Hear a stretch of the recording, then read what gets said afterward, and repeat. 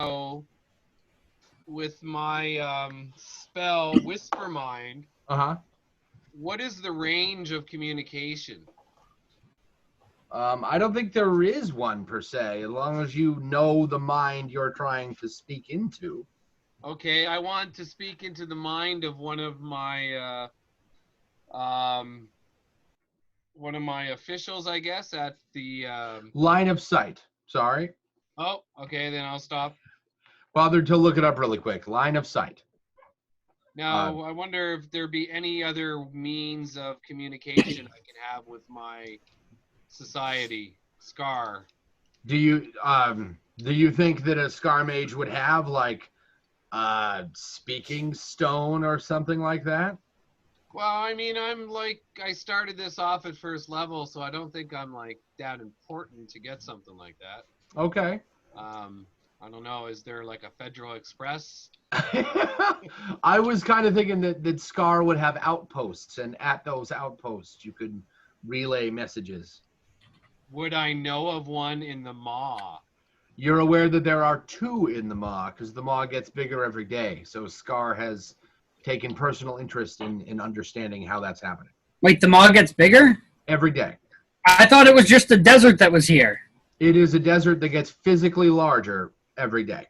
Is it like the landmass is increasing? Yes, Pardex is a world in Genesis, so it's in the process of actively being created. Pardex is at the very south of the map. The Maw is at the very southern tip of Pardex, and it physically expands into reality a little bit further every day. And so far, it hasn't turned into anything other than desert in that particular spot. Weird. Right, weird. So mages would be like, I want a piece of that. Right. Okay, I'm gonna tell the rest of the group that this ring is potentially dangerous, and Don't you think you're underselling it just a bit? well, no, because I'm also thinking, and I'm telling everyone this, that we found this possibly where the dwarf lives that we're looking for. So this ring could possibly lead us to the dwarf.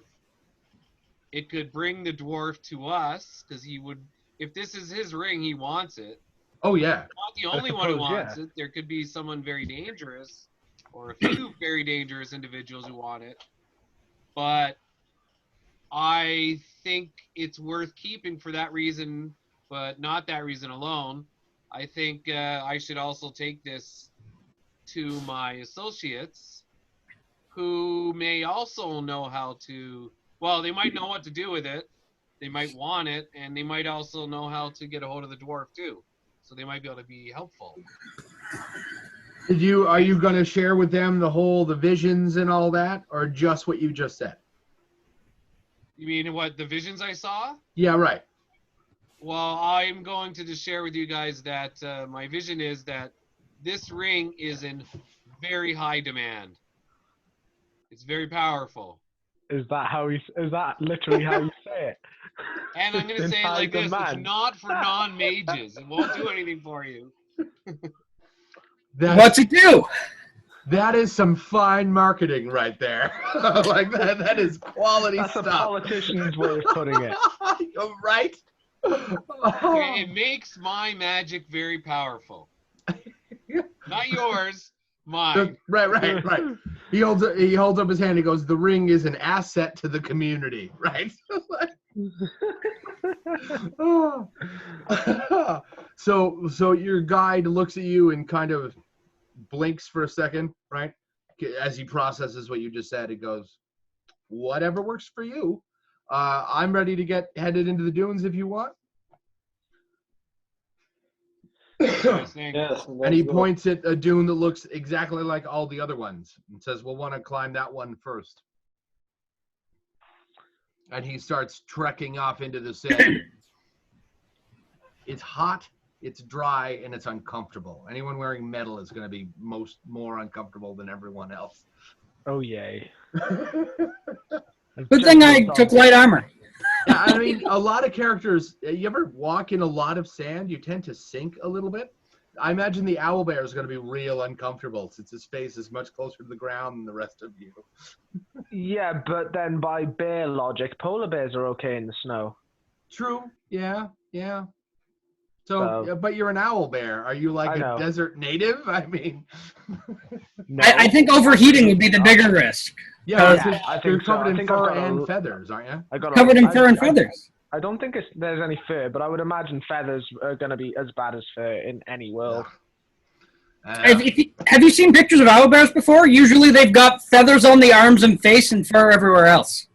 Which seems like a strange genetic screw-up to me. I always thought that was just like a simplification for artwork. Huh. I never thought of it like that. Maybe. I'll have to go read a passage or two.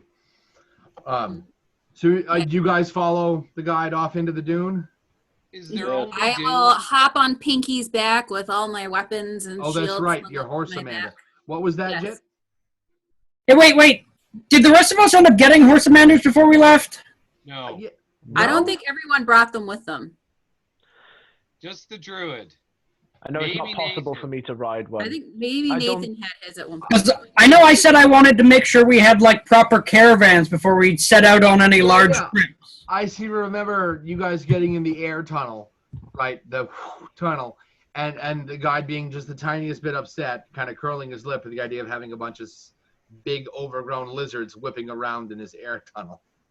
But maybe that's my brain trying to fill in. I definitely brought Pinky along. I know I mentioned it multiple times. So let's say you all have one, aside from the owl bear, right? Yeah, it's not possible for me to. Could I have one to put my armor on? Like a pack mule. Yeah, I don't see why not, but it doesn't we should be able to see plenty around us, like. Mind you, no, ignore that because it's going to take forever for me to get in and out of it, I'd imagine. Okay. We did like 5 minutes. What was that, Jim? Up on dungeoneering supplies, though. Yeah, I remember that. Of a desert. So as you guys head up over the first dune on your horse Amanders, except Hermes, right? He's just kind of claw digging his way through it. The horse Amanders almost immediately start to show signs of exhaustion. Reptiles don't do well with dry heat. They'll be all right, but not for a long time. As you crest the top of the first dune, and then the next one, and then the next one in a straight line, at the top of the third dune, your guide stumbles and falls for a second, picks himself off the floor, and says, "Not a big deal. It happens." And then as soon as he kind of does himself off, he falls through the dune. He disappears into the sand. And there's a hole in front of you with what looks like chiseled concrete down in some sort of ruin below. And the dead man on top of it. There goes our guide. Okay. Wait, is our guide the dead man, or is there a dead man? Oh, the guide is the dead man. From the look of it, he fell at least 50 feet flat onto stone and broke his skull open. Well, that's not good. Brothers with us? Beautiful. We have rope. You do have rope. What was that about brothers? Are they with us? His brothers? No. Yeah. Did the wind tunnel? That didn't take us to another wind tunnel, did it? That just dropped us from the sky into the desert. At the edge of the desert, right? Yeah. So there's not like another wind tunnel we could go back through. No. No. Right. Huh. So he did give you vague instructions as how to continue with should something happen to him as you flew through the air. You basically traveled true north from here for about a day and a half. So I mean, you can go on without him. Can we go a day and a half with our lizards? Probably not. So then we can't really go on without him at all. We can't do this trip with our caravan as we have it set up. We need to resupply and then come out with proper desert stuff. Would us? I mean, not necessarily. You could make rolls to push them, but without good rolls, no. They'll pass out a day from now without more water. They won't need much. You'll just need to moisten them up. Maybe we should climb down into this hole. I was thinking, would we and our horse Amanders benefit from resting or doing whatever in a shaded ruin? The shaded part for sure. The rest of it, I'm not telling you nothing. You can't make me. Fine. That's fine. That's all I wanted to know, really, is would they benefit from the shade? Yeah, lizards tend to, salamanders tend to excrete a certain degree of ick all by themselves. They just, right. So if they're in the shade, they'll generate more. You just need to be wet. Right. I vote let's go in. Let's climb down. Okay. So Jazan's vote is to climb down. My vote. Kale, your vote's to climb down? Yeah, I guess I climb down too. Okay. Okay, I think that's everyone except Jit hasn't said, has he? Yeah, me too. Okay, I think he did, but I missed it. So you guys climb down to the bottom. You climb down with rope, yeah? Yeah. Hermes, do you also climb down the rope, or do you just kind of your way down? I've got special boots that don't involve ripping any rope to bits. So, tell you what, I'm gonna hold the rope while everyone climbs down. I now have this wonderful image of an owl bear leaning in the sand, clutching rope as humans. Just being an anchor, really. No, the horsemanders can kind of stick their feet to the ceiling. Yeah, you can kind of scuttle your way down the wall on the horsemander. Right. Me and these horsemanders have a lot in common. I really feel like it's just the one thing, though. I don't know. We've spoken about giving me a saddle. What was that, Jet? Stay with our owlbear friend. You're gonna stay up top? I was gonna go down afterwards. Well, I'm just thinking, and who's with me up top? At this moment, just Hermes. Okay, well, Hermes, he fell down once, then he stood up and said it happens again, then he fell again, right? Mm-hmm. Is it possible when he fell down the first time he was unlocking this? It's possible. You'd have to dig through the dune to check. You don't feel like a door has swung open or anything. You don't kind of catch anything in the sand. You'd have to dig to be sure, but maybe. Or maybe he just stumbled in the dune. Or maybe he just stumbled, pretended to stumble, opened something, stood up, then fell again and disappeared, and this is some kind of trap. I love how wonderfully paranoid you are. I was just thinking about how worthwhile his armor was. Yeah, right? I remember it being jeweled and golden and stuff. I mean, it's fine. It's his head that took damage. You fall 50 feet on your head and you tell me how that works out. It's a bad day. Unless you're a slime. Yeah, right. Right, because gelatinous cubes don't have any distinction on, yeah. I actually got in an argument with a friend of mine about that the other day for 5e, just the concept of sneak attack. Can you sneak attack a gelatinous cube? In definition, I'm pretty sure yes. Right, but does it make sense? Since the idea of sneak attack is that you find the weak spot of said enemy and, stabby. Or shooty or whatever. The gelatinous cube has no discernible weak spots. It's all the same. Yeah, but say if you're prepared for an attack, then you tense up. No matter what, you're sort of prepared, come what may. I know that the gelatinous cubes have eyes. No, they're just a big ball of you can't, mindless jello. And there's no real way to sneak attack that then. Yeah, right. That was my argument. And I believe in 3.5 and Pathfinder, gelatinous cubes are immune to sneak attack. So there you go. That makes me feel better. Anyway, I don't mean to derail the play. You said slime, and I was like, I was just arguing about one of those. Anyway, so Jit and Hermes are on top of the dune? Yeah. Okay. All right, I'll go down. Okay. Okay. Go ahead.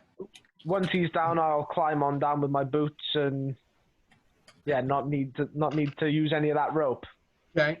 Would you have lowered our supplies that were on the back of the horsemanders? I thought the horsemanders were coming with us. They are, but all of the supplies probably would have fallen off of it, unless it was tied really well. I would have expected people to take supplies down with them then, because I'm going to be upside down when I go down. No, it was like thinking you'd lower it with a rope before you came down. I can lower it down with a rope. Walls, right? Say that again, Jit. These things do crawl on ceilings and walls, right? The Yeah, horse but commanders, the yeah. pack might have been too heavy for the horse commander to stay on the wall or the ceiling. I don't think so. You guys don't have crazy load attached to them or anything.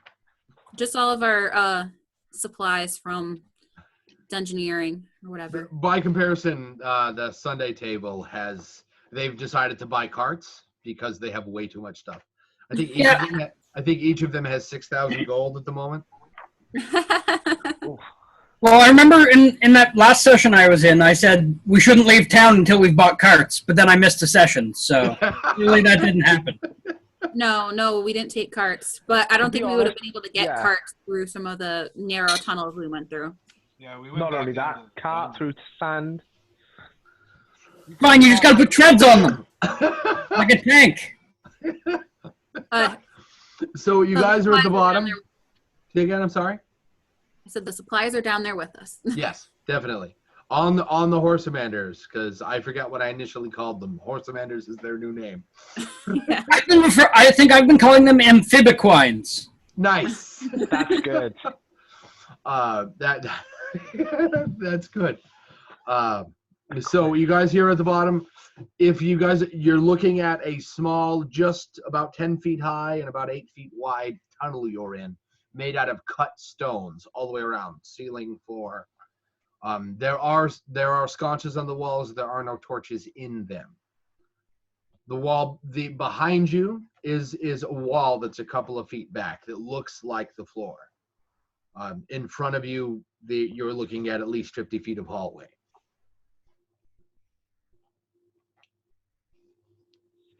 What do you do? Light a torch. Have a look around. Okay. That's an idea. It's a classic idea.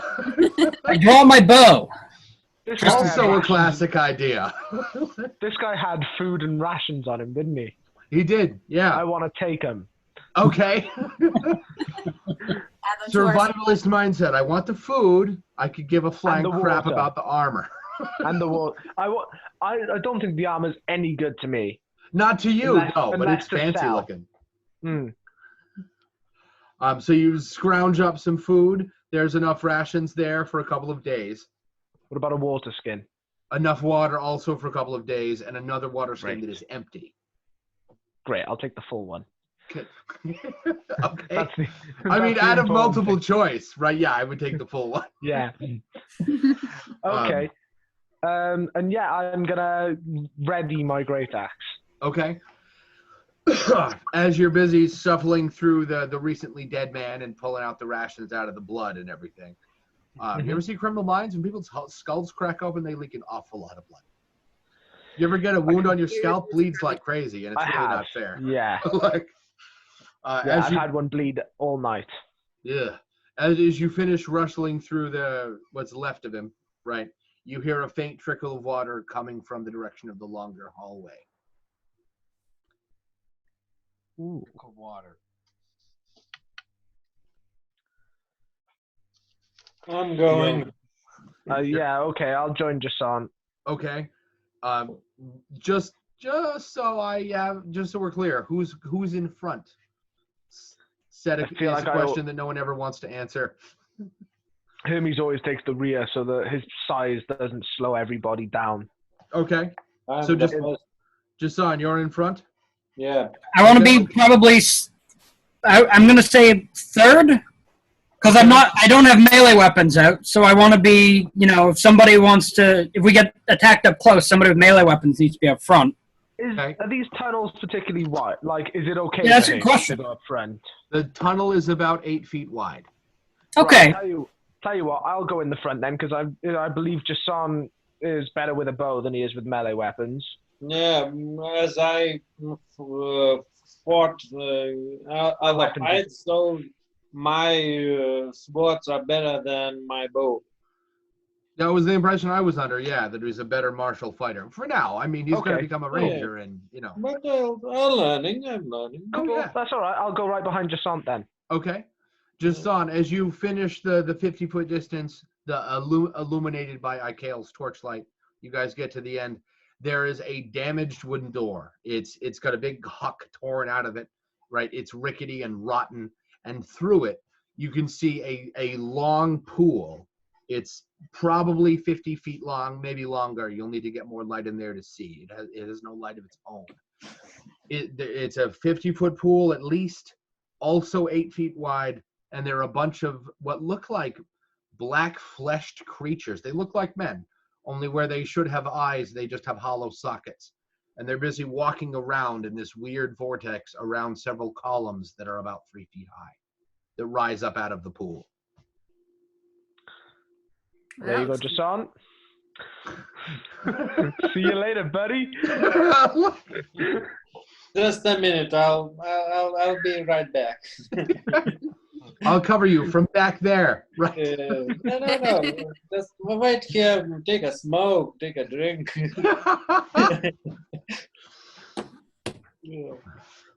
This pool, I assume, is water. The pool is definitely water. It's clear. You can see white chiseled tiles. They're really pretty underneath the water. It's very, very clear. Okay. These guys are in the water? Right. They look like shriveled, burnt men as they just pace around in it in weird circles. Beyond the door, there's about 10 feet of it's not dry land in the sense that it's dirt, but there's a dry space before you would have to step down into the pool. I'm thinking about to hit someone with a bow. Okay. No, Go for it. If we're all going to start shooting, I will shoot right after him. Well, I mean, pack mentality being what it is, you don't all have to start shooting. But I'm going to stand there with my great axe ready. Okay. I will keep holding the torch so everyone can see. Say that again, Jit. What? I'll take out my bow and wait. Okay. So, Could we try speaking to them in some way, like reaching out with magic or with my being able to maybe communicate with nature? Magic sense. Can offer to buy him a beer. We asked them for directions. Seriously? No. Yeah, We don't want to start shooting them if they mean us. Yeah, we're not starting yet. Okay. Not starting.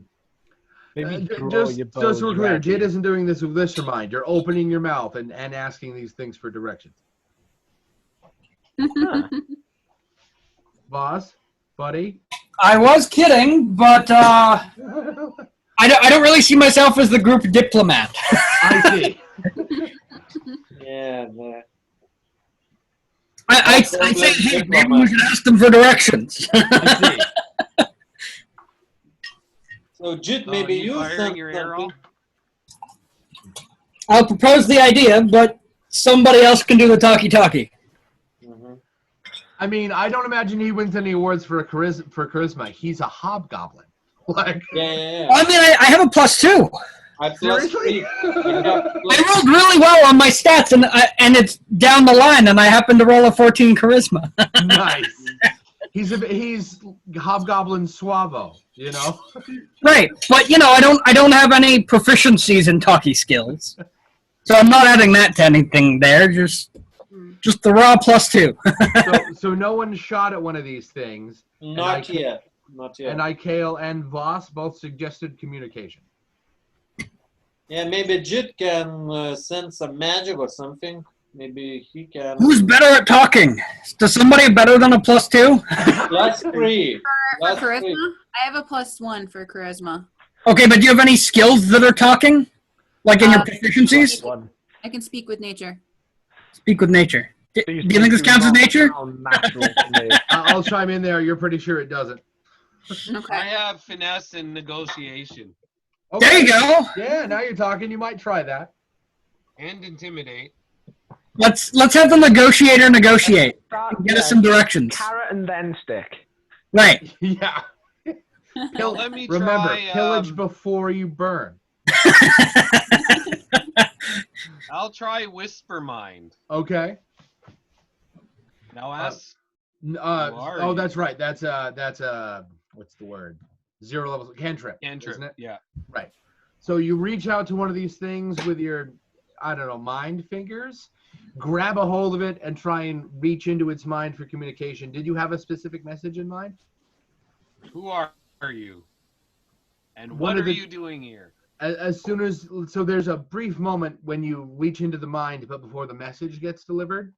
And in that moment, the creature snaps its head of like 180 degrees, like an owl. You actually hear its neck snap and its jaw slides open, and it's definitely a dead thing. And jaw just slacks open. This black stuff falls out of its mouth, and it doesn't answer you verbally or mentally. But it does start bumbling towards you with big, nasty fingernails attached to old limbs. Oh! Uh-oh. Hey, arrow time! Yeah. Oh my god. Shoot it dead. All right. All right. I'll roll. I missed! An arrow ready? And by that I mean I rolled a 1. Ooh. Ouch. Your arrow flies through the air and hits one of these things and just breaks when it hits it. You're down an arrow. Okay. I got a 9. Also a miss. Because 5 Torches Deep's resting DC is 11. 6. Yeah. Ooh. Oh, you guys are not doing very You have a bonus? What do you add to your 6? Wow. Yeah. +1. 7. Yay! I got an 11. Nice. You hit one of these things. Congratulations. That should be what's your +1? Is that your dex? Yeah. Yes. But you should also be adding your proficiency with the bow, right? Oh, yeah. So that's a +3. So that's a 9.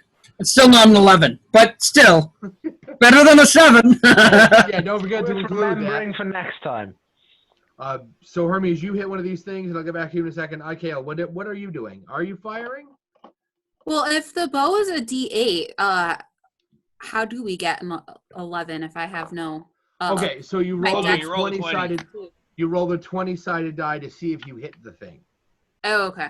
Also known And then as the D8's damage. Right. Also known Okay, as the cost got of it. drawn. Got it. Where's my dice?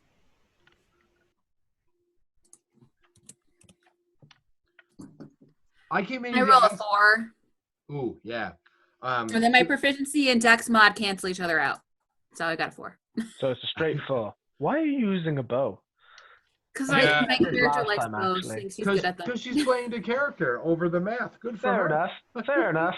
That's fine. Yes, I stepped true. The last time I was a player, a friend of mine convinced me to play 5e at his table, right? I was a paladin, and I knew what I was going to be before I rolled any dice. And I came out of the gate with, I think, a 7 constitution and an 8 strength and like an 11 wisdom. And mechanically, he was trash, but he was a lot of fun. I think that's always the way. Because I almost always made things worse. And since I didn't care if he died, I did the stupid thing every time. Right? It was a lot of fun. He lived to like level 8. Fair play. Yeah. Yeah, I was kind of impressed. So, Ikael, what did you roll? What did I say? A 4? Okay. So Bad. all of your arrows just fall and hit the water and immediately lose momentum and just kind of float amongst these things, except Hermes' arrow, which flies and punches one of these No, things. I've got an axe. I was going to run up That's and do right. it. You run up and swipe at one. Sorry. You kind of owl bear lumber, right? You do one of these and you cut one in half. And it's the top part just kind of, its torso plops into the water with a sickening sploosh. And this black stuff just rots away where its legs were, and the whole thing just kind of. Aside from the 50 of them that you can see marching in this pool towards you, 50. they don't 50. 50. They don't seem to be particularly perturbed that you've killed one of their friends. 50? You heard me, 50. I believe you meant 15. No, I meant 15.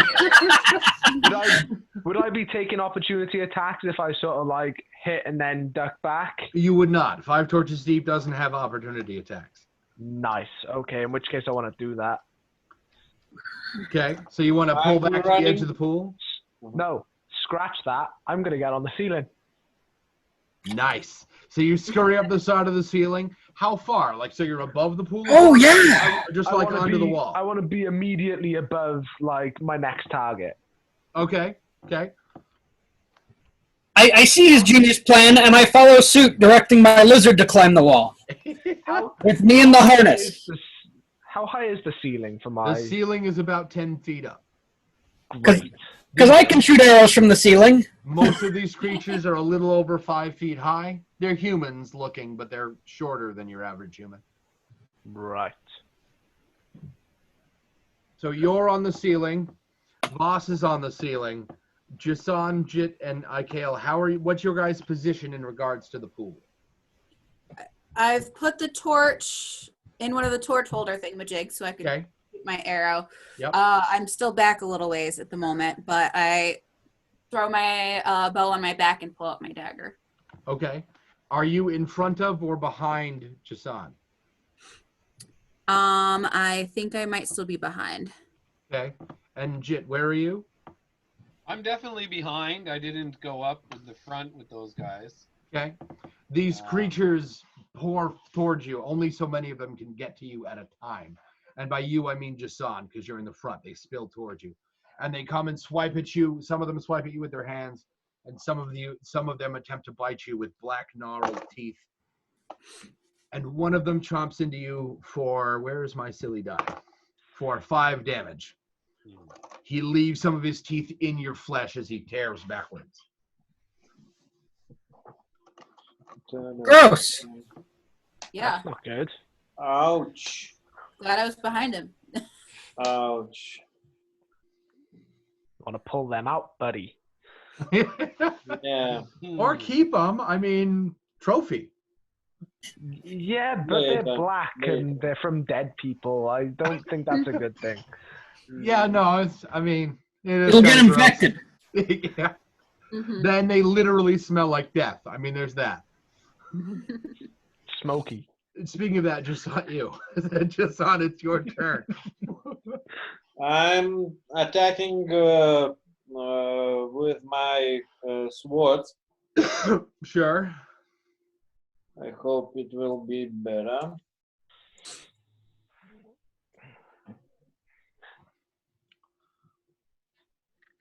Hey! Oh, wait. That's plus 10, or plus 3, right? So that's a 10? Plus 2. Plus, huh? 9. Oh, it's your proficiency plus your dexterity, isn't it? For his swords, that's Oh. strength. Proficiency plus strength. Sword is strength. Right. Yeah, 9. Did you include your proficiency bonus in that roll? Yes, yes. You guys are level what? 3, 4? 4. 3? 4. Okay. 3. Yeah, you're still Wait, at we never leveled up. We didn't level up last week. Oh. So you're still No, at I a don't plus think 2, we did. which is what I was trying to figure out. Your proficiency bonus is plus 2. I better Plus actually your write strength down my mod. level. Okay, I'm gonna roll back to my level 3 character sheet because I asked Jay and he thought it was level 4. Yeah, I can't remember. That's on your You character didn't sheet. I level don't us pay up attention. last week. I I'm don't pay also attention to have that. a counter attack. My Say character again? sheet still says 3. Say that again, Jason. What? Counter attack I have. Oh, you have counterattack. Oh, Excellent. yes. I forgot we have that. Yeah, so counterattack on something else's turn when it attacks you, you just hit it back. Combine that with multi-attack that you'll have on your turn at a certain level, and warriors have crazy stupid action economy rather. So what did you got a 9 with your sword? Yeah. Okay, so you swing wide, right, and you hit this thing, and the sword just kind of sticks for a second, and you pull it back out, and there's a big hole in the side of the creature, but it doesn't really seem to give a crap. Mm-hmm. Ikael, what are you doing? I come forward and I stab at one of them with my dagger. Okay. I roll a 20, right? Yep. Got a 14 plus 2, so 18? Much better. Roll for damage. Yes. Gotta roll the D8 for damage, right? Or no, it's a D6, right? Yeah. 2. Do I add 2. anything? Not to the dagger, no. So you flip forward and you stab one in the throat, and its head just rolls off of the back of its neck and on the ground in front of you. 2 down, 48 to go. Yeah. Good job. Jit, it's your turn. All right, let me I'm see. wiping if I off my can- dagger because I don't like blood. All right, guys. Oh, it's not I'm blood. gonna It's like this use some black ducky magic. material. Okay, I don't like that either. Just so we're clear, did you just say I'm gonna do magic now? Yep. Okay. So I'm also thinking, well, Uh-oh. we'll see what my magic does with my newfound ring. Okay. And if it doesn't help, I think we're going to have to get up that rope because 48, I mean, I don't know. So I'm going to... Well, we're all on things that can climb the walls. I don't know why we don't all do that. That's why I climb the I'm wall. not on a salamander. Only a Kale is. I thought he said everybody but Hermes had a salamander. Yeah, I just kind of just winged it and said you all had one. Oh. But you could also, I mean, Hermes could shuttle you up one body at a time, right? Whatever works for you. What spell are you casting anyway? I'm going to cast Swarm. Okay. And I'm going to cut my tongue and spit on the ring first. Okay. Actually, I'm going to cut my tongue and just get all the blood in my mouth. And I'm going to sort of spit that in front of me, and that's going to become the swarm. Nice. Providing it works. So because we're in combat, I'm not really going to warn you guys, so if something happens, sorry. Tough noogies, right. So now I'm going to roll. And 2. You know, last time I did magic, I rolled a 1. So this is a 2, and roll with my modifier, it's 4. Roll. 6. So you fail the check, right? Roll a 20-sided die for your magical mishap. 18. Could be worse. Just you, not the group. Just you. Make a strength check as a sense of weakness rolls over your body, as your muscles freeze up for a minute. 18 on the die plus 2. Nice. No, just 18. Either way. So you tense up for a second, and I mean, these things are attacking you. You're like, I said no, damn it, and you just shake it back up. All right. The creatures have receded back to the pool. They've gone back to walking around in big swirly circles. Wait, they're ignoring us now? They're ignoring you now, yes. Speaking of that, boss, what are you doing? Maybe it's time we leave, guys. Oh, wait, can I not use that magic spell level now? Pardon? Because I failed on a spell, I can't use any more spells of that level? Yes, until you get a long rest, right. And what level is Swarm? I don't remember. I made that one up and gave it to you, didn't I? Yeah, I didn't write it down. I just got 1 die 4 for die 6 rounds. Let's call that a level 2 spell. All right.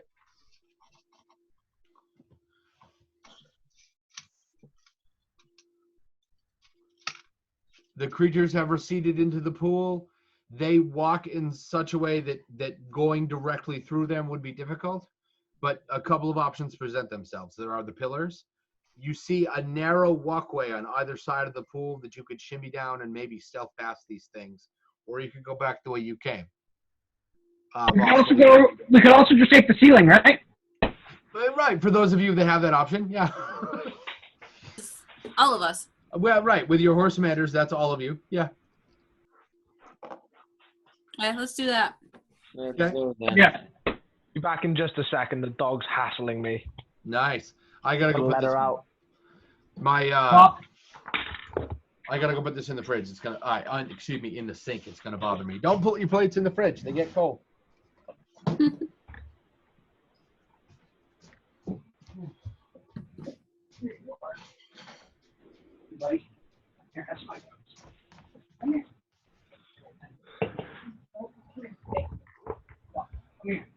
What's on the other side of the pool? Is there like a door or anything? As you guys scuttle across the rooftop, the underneath of the ceiling, you clear another 50 feet or so. You pass over many of those black fleshed creatures. That was going to be my next idea on my turn. What's that? To go further on and see what else is in the room. At the pool of water has many steps aligning all 4 sides of it down into it, like you'd see at an actual, like a public pool. It's another 50 feet down. It's about 100 feet, give or take, by the time you reach the end. And there is a large black door that seems to be bolted shut. The hinges must be on the other side because they're not on this one.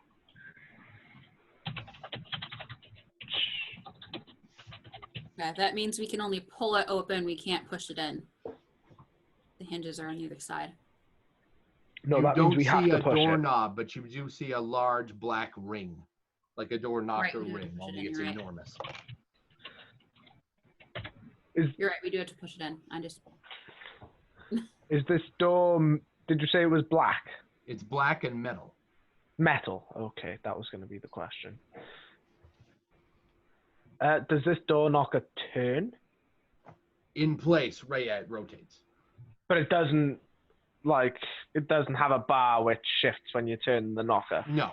No. Okay. Do we knock it? I mean, I don't know.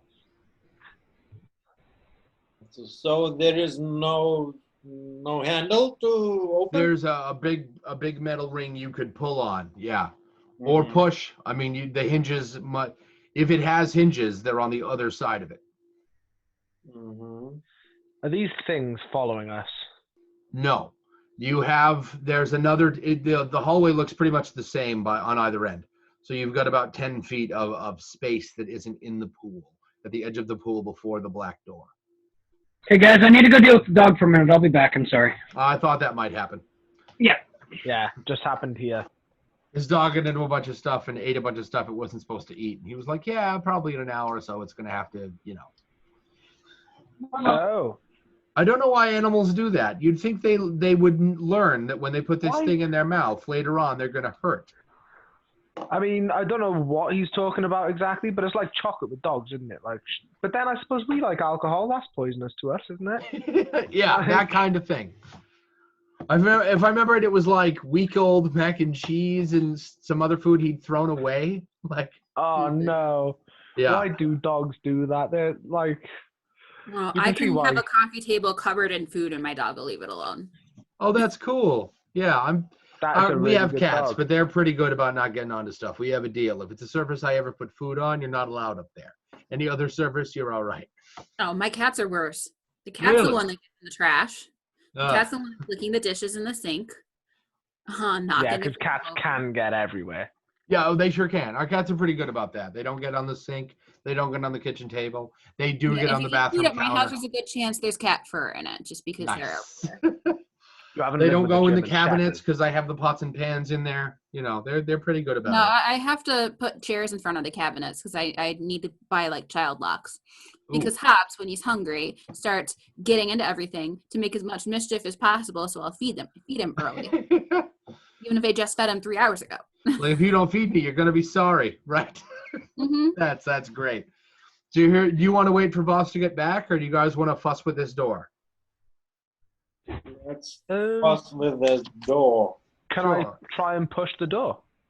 Okay. The door doesn't swing like you might expect. Instead, it just slides forward, like it's on some sort of track.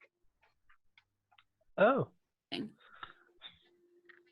Okay. I assumed you pushed this kind of gingerly, but I mean, did you? I could have got that wrong. Did you?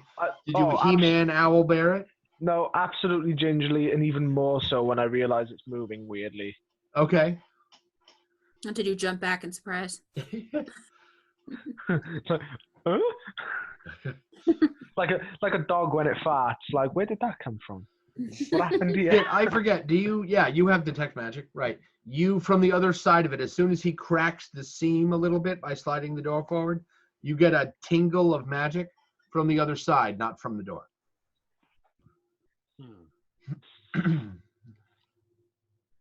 I say, hold a sec, guys. I turn around and go, ruh-roh. Ready. Well, I let him know. Something magical on the other side of that door. In which case, we have to go outside and go. I mean, we've got either leave or keep going. All right, right, what do you want to prepare? How big is it? How heavy is this door? I mean, he pushed on it. Hermes had to give it a little bit of oomph to get it to move a little bit. He would have to give it quite a bit in order to get it to slide more. It fought him quite a bit. And I mean, he's an owl bear. He's pretty strong. All right, I just want to let you know. Continue what you're doing. Okay, I want to do the same thing, but I want to do it with my great axe in my hand. So in effect, I want to push my great axe along up against this door. And then give it some. Joking, All right. kid. Yeah, just so that it's in my hands. The door slides open, like, and you feel it hit the end of the track it's in. You look down, there is actually a track with a post in the bottom of it attached to the door, a metal tail like. And what you're looking at beyond the door is a bunch of red light that cascades over the door, throwing weird shadows that twitch. You've got about 4 feet's worth of space between where your teammates are at the end of the room and where the door has stopped sliding forward. I'm near him. Okay? Does my detect magic become more powerful? Definitely. Right. You're near something of, I mean, not the magic ring on your finger power, not like that, but something of note, yeah.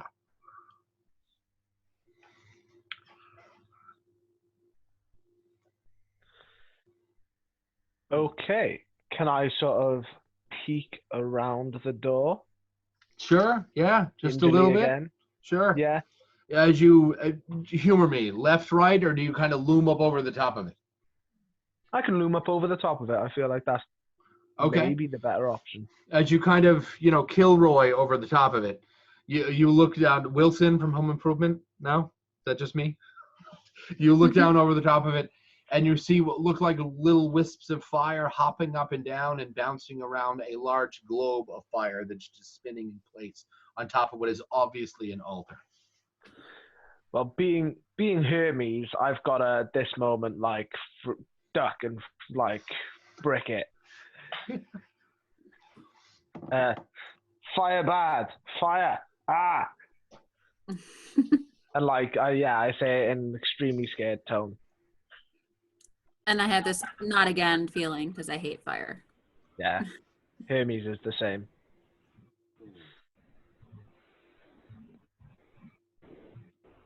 Okay. What should we do? No, I was at the end of the hallway, so I guess I'm in the hallway now. I'll Okay. come close. So what's the plan?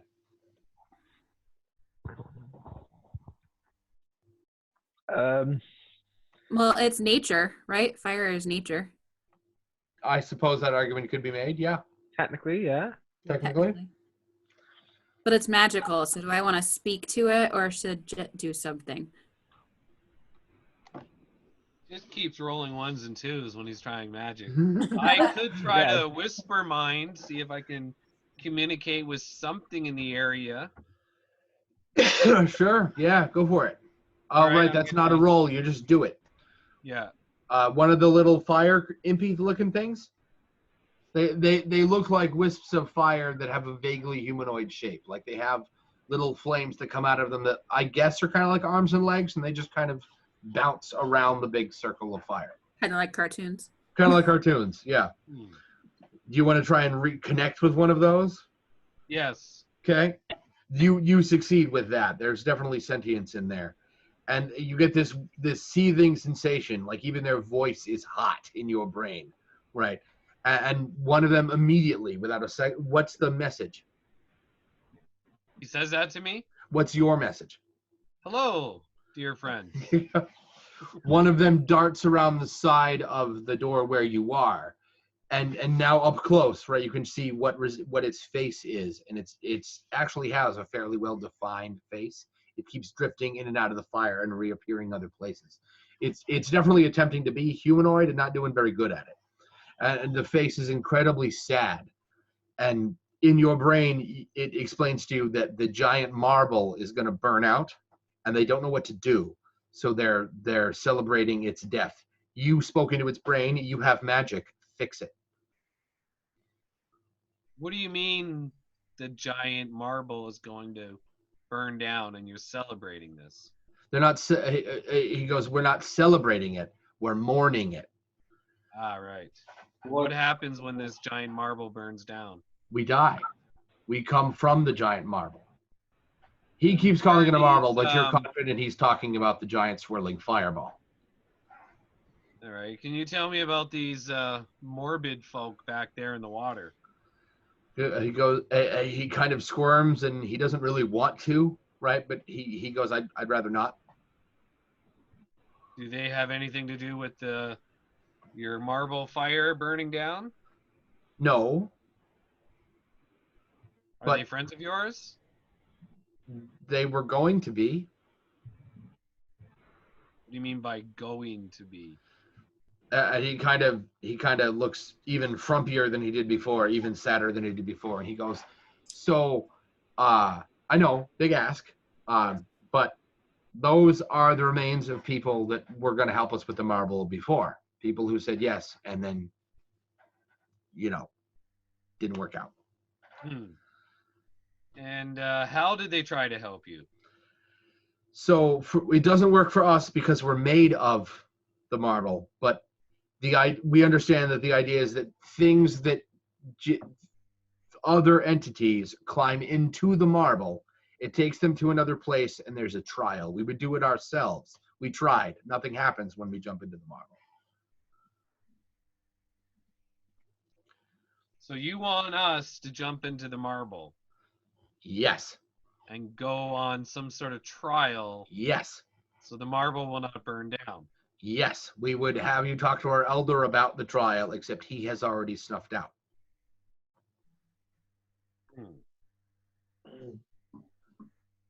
So now we're left with the remnants of stories we remember from him. And our memories have started to take damage because we're snuffing out one at a time. We wouldn't ask you to do this just for our own survival. If you don't look like creatures that belong down here, if you help us out, we can get you back out of here. Well, what makes you think that we're going to be able to survive where everyone else didn't?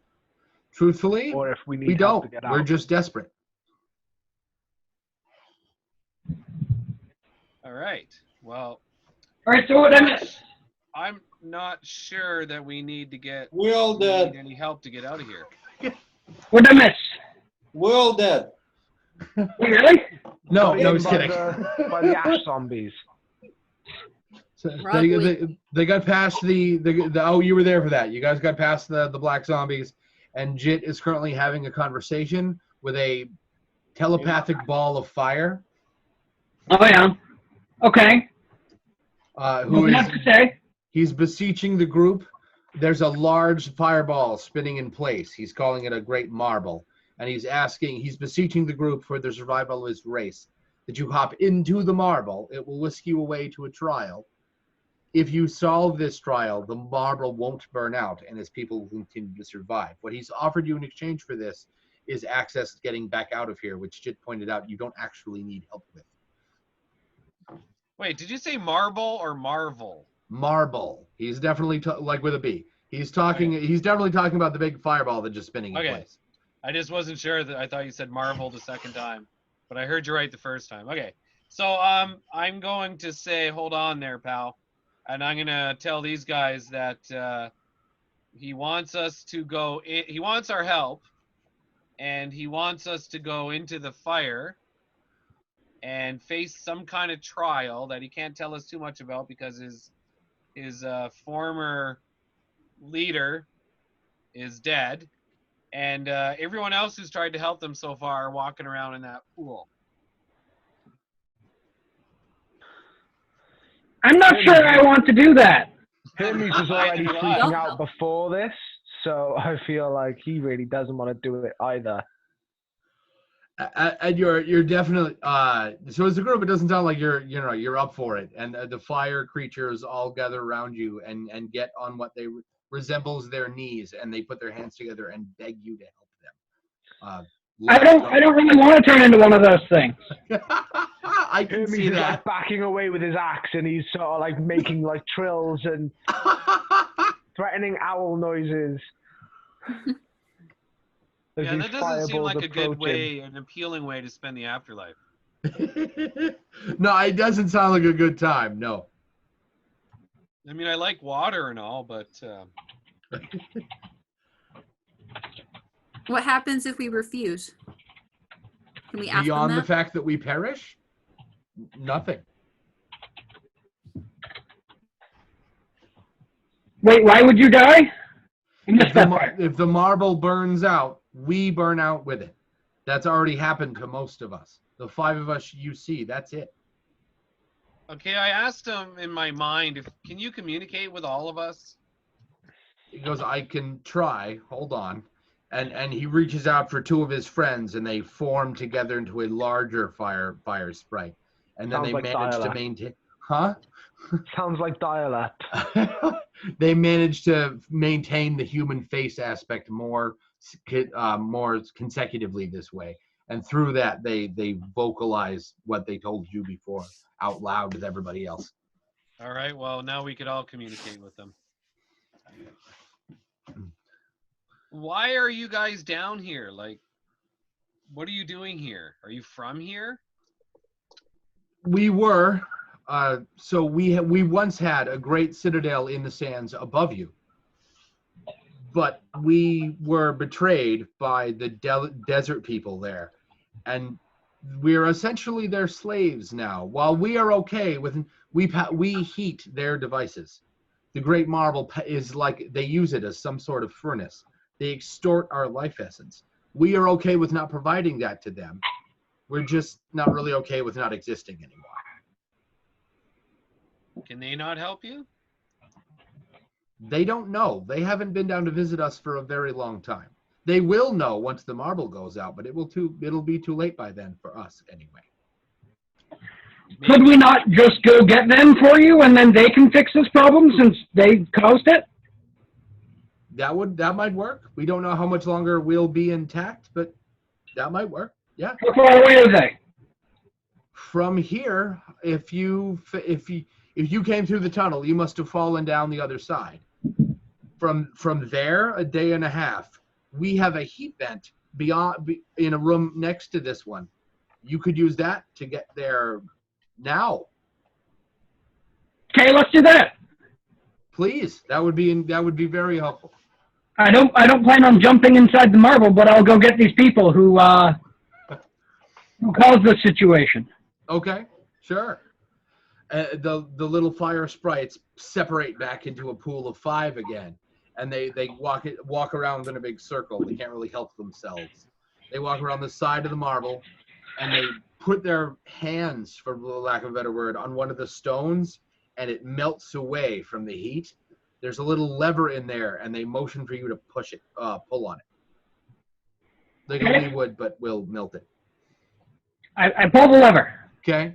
A door slides up out of the ground, like a slot, a freestanding door. Yeah. And then it swings open on its own, and what you're looking at is another one of those wind tunnels, but this one's a little bit warmer than the last one. Okay. Do we go? Everyone else agreed? Do you know where to go? The fire sprites tell you that it will land you right in the major city of the desert dwelling people. So let's go. Everyone up for that? Sure. Are these fire things still in the way? No, they as soon as Voss pulled the lever, they backed up. Go up? And they look at you and go, please hurry, and they kind of huddle down and stop Really? bouncing around. Yes. Why? Hermes sort of like circles them facing them with his axe out, ready to, you know. It's not that I don't trust you, but I don't.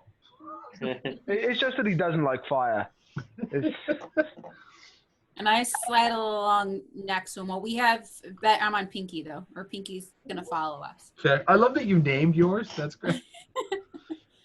Well, it doesn't seem like there's a lot of room and a lot in some of these places for them to follow us. Yeah, right.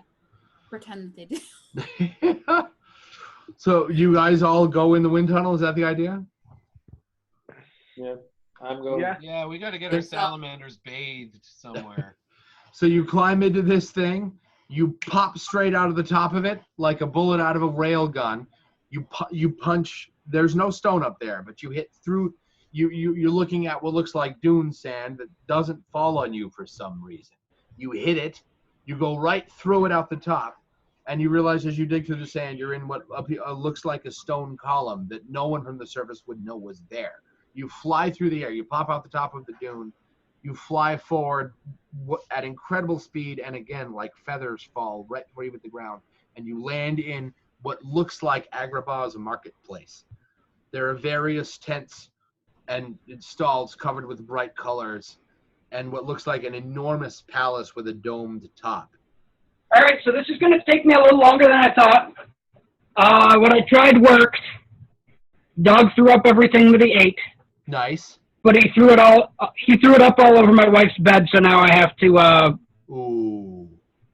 get it off of her blankets and put her blankets in the laundry.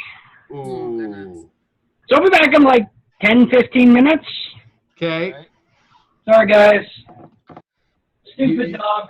You see a large, many people. It's a bustling marketplace. You smell spices you've never smelled before, and you see many people that walk back and forth.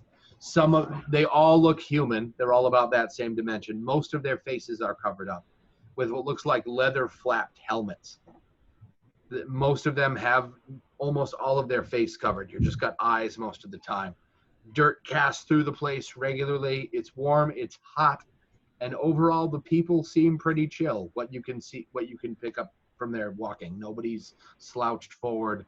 Nobody's broken. Nobody's yelling out of rage anyway. Is anyone looking at us strangely because we're sitting there on salamanders? The occasional passerby looks at you and looks at the salamanders and then looks at you, and some of them smile, some of them curl their lips, but no one stops to talk to you, and no one seems particularly freaked out by your presence. Okay. Can we see some town hall or something? You see a building that might be a town hall. There's a loud cry of revelry and what people sound like when they're happy and drunk coming from a nearby building with two big holes where there should be windows. And I don't mean that they're broken or anything. I just mean that it's designed that way to just have air instead of glass. There's a big sign on the door that says the Angled Crook. And you see lots of people through those holes at tables drinking and eating, and a couple of guys are playing dice. It might be a good place to get some information. We have Looks like a to tavern. say about the marble. Good place to go have a beer or whatever they have. Ooh, food. Drink. Ooh, you are Scooby-Doo. Ooh, Desert food. sand out of my throat. Hermes thinks with his stomach. So do I. It's cool. Like, don't get me wrong. I love Amber independent of whether or not she can cook, but she can cook, which is really nice. See, my other half is a food scientist, and I'm the better cook. So together we I'm sorry, we eat food quite well. scientist? Yeah, the technical term is food technologist. Okay, that doesn't clear it up for me. What does that mean? She makes recipes for the supermarkets. Really? So in your ready meals and everything. Fancy. They go through to her before they put them on the production line. Sure, so she's like an edible profiler. This goes with this goes with this, that and that are nasty. In a way, yeah. She does a bit more than just that, but I'll be forever explaining to you her entire job. But that's the fun bit, is she brings me food. That's awesome. That's wicked cool. Mm-hmm. Do you think this tavern will let us water our salamanders down with the horses? You see a couple of Camels? attached to the side of like the outside of it is a large hutch with creatures in it. Some of them are horses, two of them are your creatures. Oh. Salamanders just like yours, and there's a large trough filled with water and another one with what looks like thick goopy gray stuff. And there's a little tiny, like a child. He's probably 7 or so, and he's busy alternatively hitting them with water and then with the goopy stuff and then with the water and then with the goopy stuff. And he turns and looks at you and goes, "Riders, a gold apiece, and I will take care of your mounts." flip him a gold piece. Then I flip him a second one and say, they've been through a lot. Take extra good care of them. Goes, will do. What brings you all the way here? Business. Was that pause there because you were thinking or because you were being sly? I got sand in my throat. I see. Here. And he goes, you are in just the right place for that. Business, drink, pleasure, game. If you can find it, you can find it here. All right. Should we ask him where the town hall is? Do you want to do that? I want to have a beer first. We can split. Sure. Gotta watch me in there though. I know I'm a different character, but my other campaign, we're all dwarves, every single one of us. That's awesome. And we spent the entire first session in the tavern. That's awesome. Yeah. That's cool. I was in a group. Someday I'm going to be in a group of all paladins and clerics, and we're going to call ourselves the Amen. One of these days. One of these days. So you guys are headed inside. Is that the idea? Yep. Okay. Yep. Okay. As you wander inside, there's just, it's not really a door so much, it's just a cloth thing thrown over where there should be a door. You just kind of push your way in, right? And a man who is a little bit taller than everyone else. He's probably at least 6 feet, and everyone else is a foot and a half shorter than that. They're all humans, but they're all short except him. He looms over, and everything in here is designed for them, not for him. So he looks even bigger than he should. And he looms over the counter and goes, "What can I get you, travelers, from?" And he sizes up your clothing. He goes, "Definitely someplace else." I asked What are you him, looking what's the for? local Drink in- brew like? Say again? A local brew. He What goes, do you guys that, drink around this place? that would be cactus milk with the finest berries money can buy. Sure. And he from seemingly nowhere, like with grace unbefitting of a man that big, he produces a silver tray with drinks on it that are set in these beautiful mahogany cups. Now, I don't mean like tankards. I mean, they're rounded cups with a rounded bottom. And he slides the tray over and he goes, 4 gold apiece. Do we have anything in the way of gold?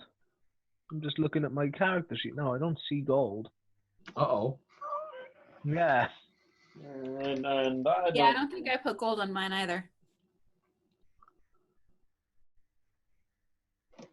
You didn't tell me I needed money at the beginning. Did we grab the armor off that guy? We didn't, did we? You did not. No. Ah, stupid. Do none of you have gold? My character sheet would We were indicate buying no. each other beer in the first tavern. You're right. Yeah, so we must have had something. Yeah, I thought you had. If I think logically about my character, I would have very little to my name, so I wouldn't. Yeah, I- logically, there so the should I. starting My gold whole house for burnt down. class? There is not any starting gold per class. I'm not even sure the rogue gets any. Let me pull that out. Yeah, no. The idea is that you turn, instead of having starting gold and then going shopping, each class comes with a bundle of stuff. Right. No pocket change? Do you have supply? I mean, supply is, in theory, a supply is worth 1 gold. Have we found any gold? I mean, I know we found a lot of, rings and. Does anyone I don't remember coming across? you finding any gold, no. Besides My the armor of the dead guy. Which I don't think you brought with We you. didn't take. No, we don't. No, I took his food and water. That was it. During this, Okay, we're broke. I guess I didn't give any money to the. Oh yeah, that means you must not have given any money to the stable boy. What did you give him? I just threw something at him. 2 grains of sand. I don't know. Do you have legerdemain as a spell? Do I have what? Legerdemain as a spell? No. I see. I was gonna have you like magically, lie and throw him 2 rocks that you magicked, but you can't do that if you don't have legend. So okay, we got all our supplies. Yeah. From the town for free, right? Because yes, we are saved them. Right. We just say that they gave us some gold. We can, yeah, sure. I feel a little weird about that, but the man behind the counter notices that you don't have any gold, and because you don't, furnish any, and he puts his hands up and goes, "Here we have gold. Isn't necessarily an issue. Lots of people come in without any. So drink your drinks, and instead, why don't we talk about business? A little thing you can do for me, a little side project, and we'll call it even." What should we do? Say again? What should we do? Oh, I don't know. Well, does the side project involve risk of death? It shouldn't. I just need you to go to the other end of town, grab a delivery for me, and bring it back. I'm just too busy to do it myself. You happen to want something I want and not have gold for it. I happen to need something delivered. Easy win. That sounds too easy. Look at you being all paranoid. I'm a player character. I have to be paranoid. Okay. We can. Sure, whatever. I mean, Hermes has bad impulse control, so he just like chugs his drink and like agrees for everyone. Yeah, so Hermes has already drunk his drink, so he's committed to this venture. Well, we'll hang out here while Hermes goes and gets it. Like Solo? Hey, it's just a package. You make it sound like it shouldn't be too bad, but I don't believe that. Why not? You've never met this guy before. I have a question. Sure. Is this city well known? Have like, you heard of this place before? You've heard of the Maw and the Katir, the people that live there, but it's kind of a surprise to you that they have a city. Your understanding of them is that they are a wandering people and they're always moving in search of water. That there's a city at all is kind of surprising. Okay, so do I have any idea where my Scar outpost is? Yes, the Scar outpost, for your estimation from here, is about a half mile to the west from here, but it would be difficult to get to, simply because of the desert. Nothing beyond that. Right. You know where you are because the ring you have is orienting your position. Oh. In relevance to Scar. Okay, done. Which mechanically means that no matter where you are, you'll know where the nearest Scar embodiment is. My friend Was, do you have any gold? I do care for gold. Yes, gold sounds good. Do you have any? Have any? Oh. That's a very different question, isn't it? You would be the only one who does. If You do, yeah. I do not, no. No money. Yeah. Uh-oh. Because money is not part of your starting equipment. You just get equipment. And we haven't gotten any money since we started playing. Right. We just figured that out now. yeah. So will the bartender cover our tab with the stable boy as well? Definitely. He goes, I'll tell you what, my name's Garrick. If you go get me my delivery, I'll cover your tab with the stable boy. I'll give you rooms for the night and the drinks on the house. I really need that delivery, and I just cannot go get it myself. Wait, delivery? I feel like I've jumped ahead in the book several chapters. What do you remember last?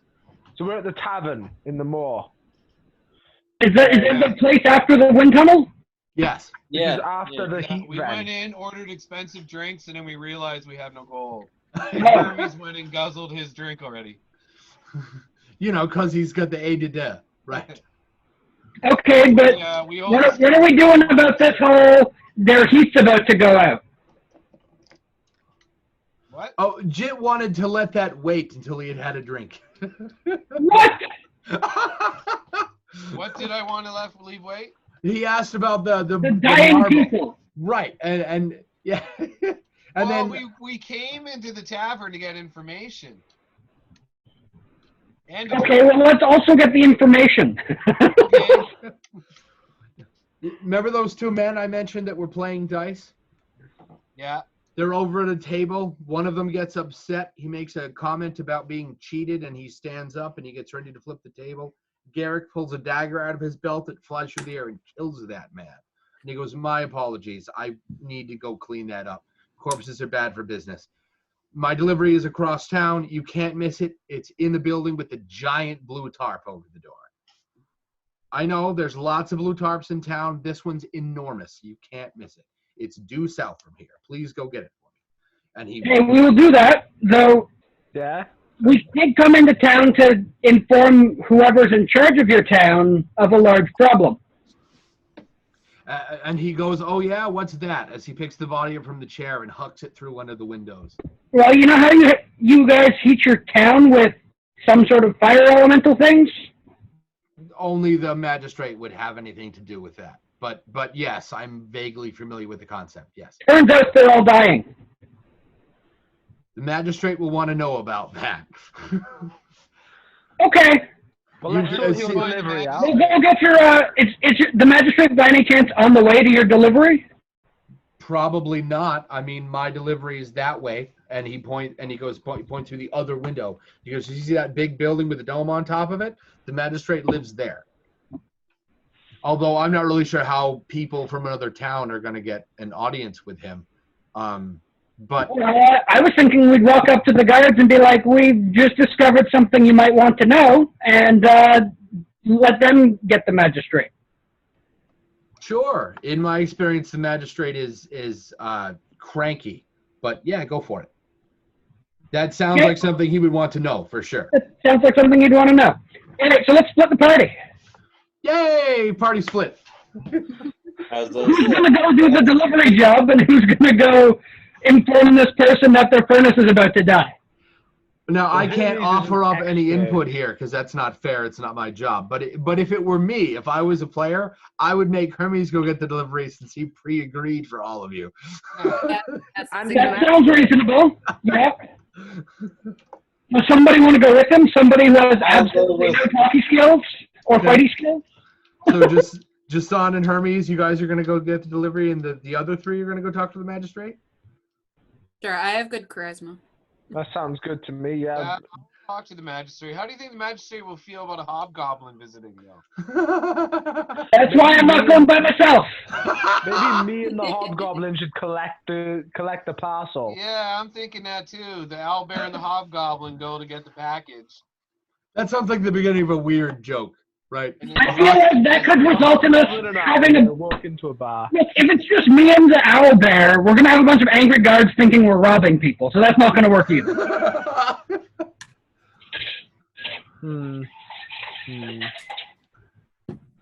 One of us needs to go with the delivery, and the other one needs to go to the magistrate, or we need a third person on the delivery job, and two people go see the magistrate. One or the other. I mean, I have pretty good charisma, so I think I'm fine to go see the magistrate with other people.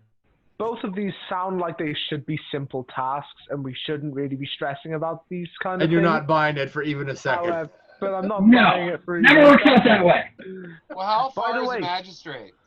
You can see the palace itself resides on a multi-tiered ziggurat, but the base of those stairs is probably 50 feet from here, at the other end of the town square. Well, why don't we all go see the magistrate, and then, if we can, we'll all go get the package. I mean, you could. That's avoid splitting the party. That does avoid splitting the party. By the way, Voss, I don't know if you've played with your microphone at all, but you went from sounding really loud but clear to sounding really loud but not clear. This is definitely true, yeah. Yeah. Your voice. No, my microphone has no settings. That's what we determined. Something in the water. My options are as is or mute. Right. Is it Okay. possible you can slide farther away from the microphone? Does that help? No. Yes. Yeah. Oh, there we go then. Yes. Yeah. Okay. A few rooms. A couple rooms over? Yeah, okay. I had a neighbor that used to call me, and I would hold the phone at full arm's length for the 2 hours she wanted to talk. Oh man, I don't mean on speakerphone, right? Like it was terrible. If you guys know Hmm. that we could change our background, I Yeah. did know that, but I don't know how. How do I do that? I don't know how. it's very easy actually. Then there's the carrot It by the doesn't video. work for me because my computer's crap. You can see my picture, but I look like a ghost. But where it says start video, the arrow, the drop down menu, you go on that and it says choose virtual background. Oh, cool. Yeah. And then you can download pictures from the internet or whatever picture you want to use. There's Fancy. a couple that they have in there, like stars and. Yeah. On the Monday group, one of the players I is definitely always don't on the have move. those options. Say again? I said I definitely do not have those options on a Chromebook. Oh, maybe not. Yeah, I'm using a Video tablet and settings. video Cool. Fancy. That is fancy stuff. I was wondering how to do Yeah, that. you can't do it on a Chromebook. Yeah, my other group, everybody has cool dungeon pictures in the background. That's fancy. Yeah, Jasan's upside down now, right? Yeah. He's doing his Right. Spider-Man impression. Yeah, Yeah. not Spider a pig. salamander. All right, sorry I interrupted. Oh no, that's fine. What is that? You just kind of flick. Yeah, I was. Whoa. Jin just kind of flickered into existence. Did you guys see that? I saw that, yeah. All right, so what are we doing in the game? Go to the magistrate. Okay. I was going to suggest we gamble for money, but let's go to the magistrate. I mean, you could gamble for money too. I think gambling for money can happen after we tell them that their town's about to run out of power. Yeah, so Yeah. I found Yeah. my caterpillar, whatever, cacti drink. Okay. And did I say caterpillar? You Yes, I did. I've had caterpillar rum before. Oh yeah. Is it? I hesitate to ask. Is it made from caterpillars? Yeah, they take it and they put it in your cup and they take what do they call those? The spice grinder, those. Mortar and pestle. They crush it right in front of you and then they add rum and milk, mix it up, down the hatch. That sounds kind of. I never had a I second. love rum, but I that never sounds had a awful. second. That sounds awful. Yeah, right. That sounds kind of terrible. I But, had but that as I ate yak. that's even worse. Like Ugh. Okay, anyway, sorry. Let's go to the magistrate. Sure, yeah.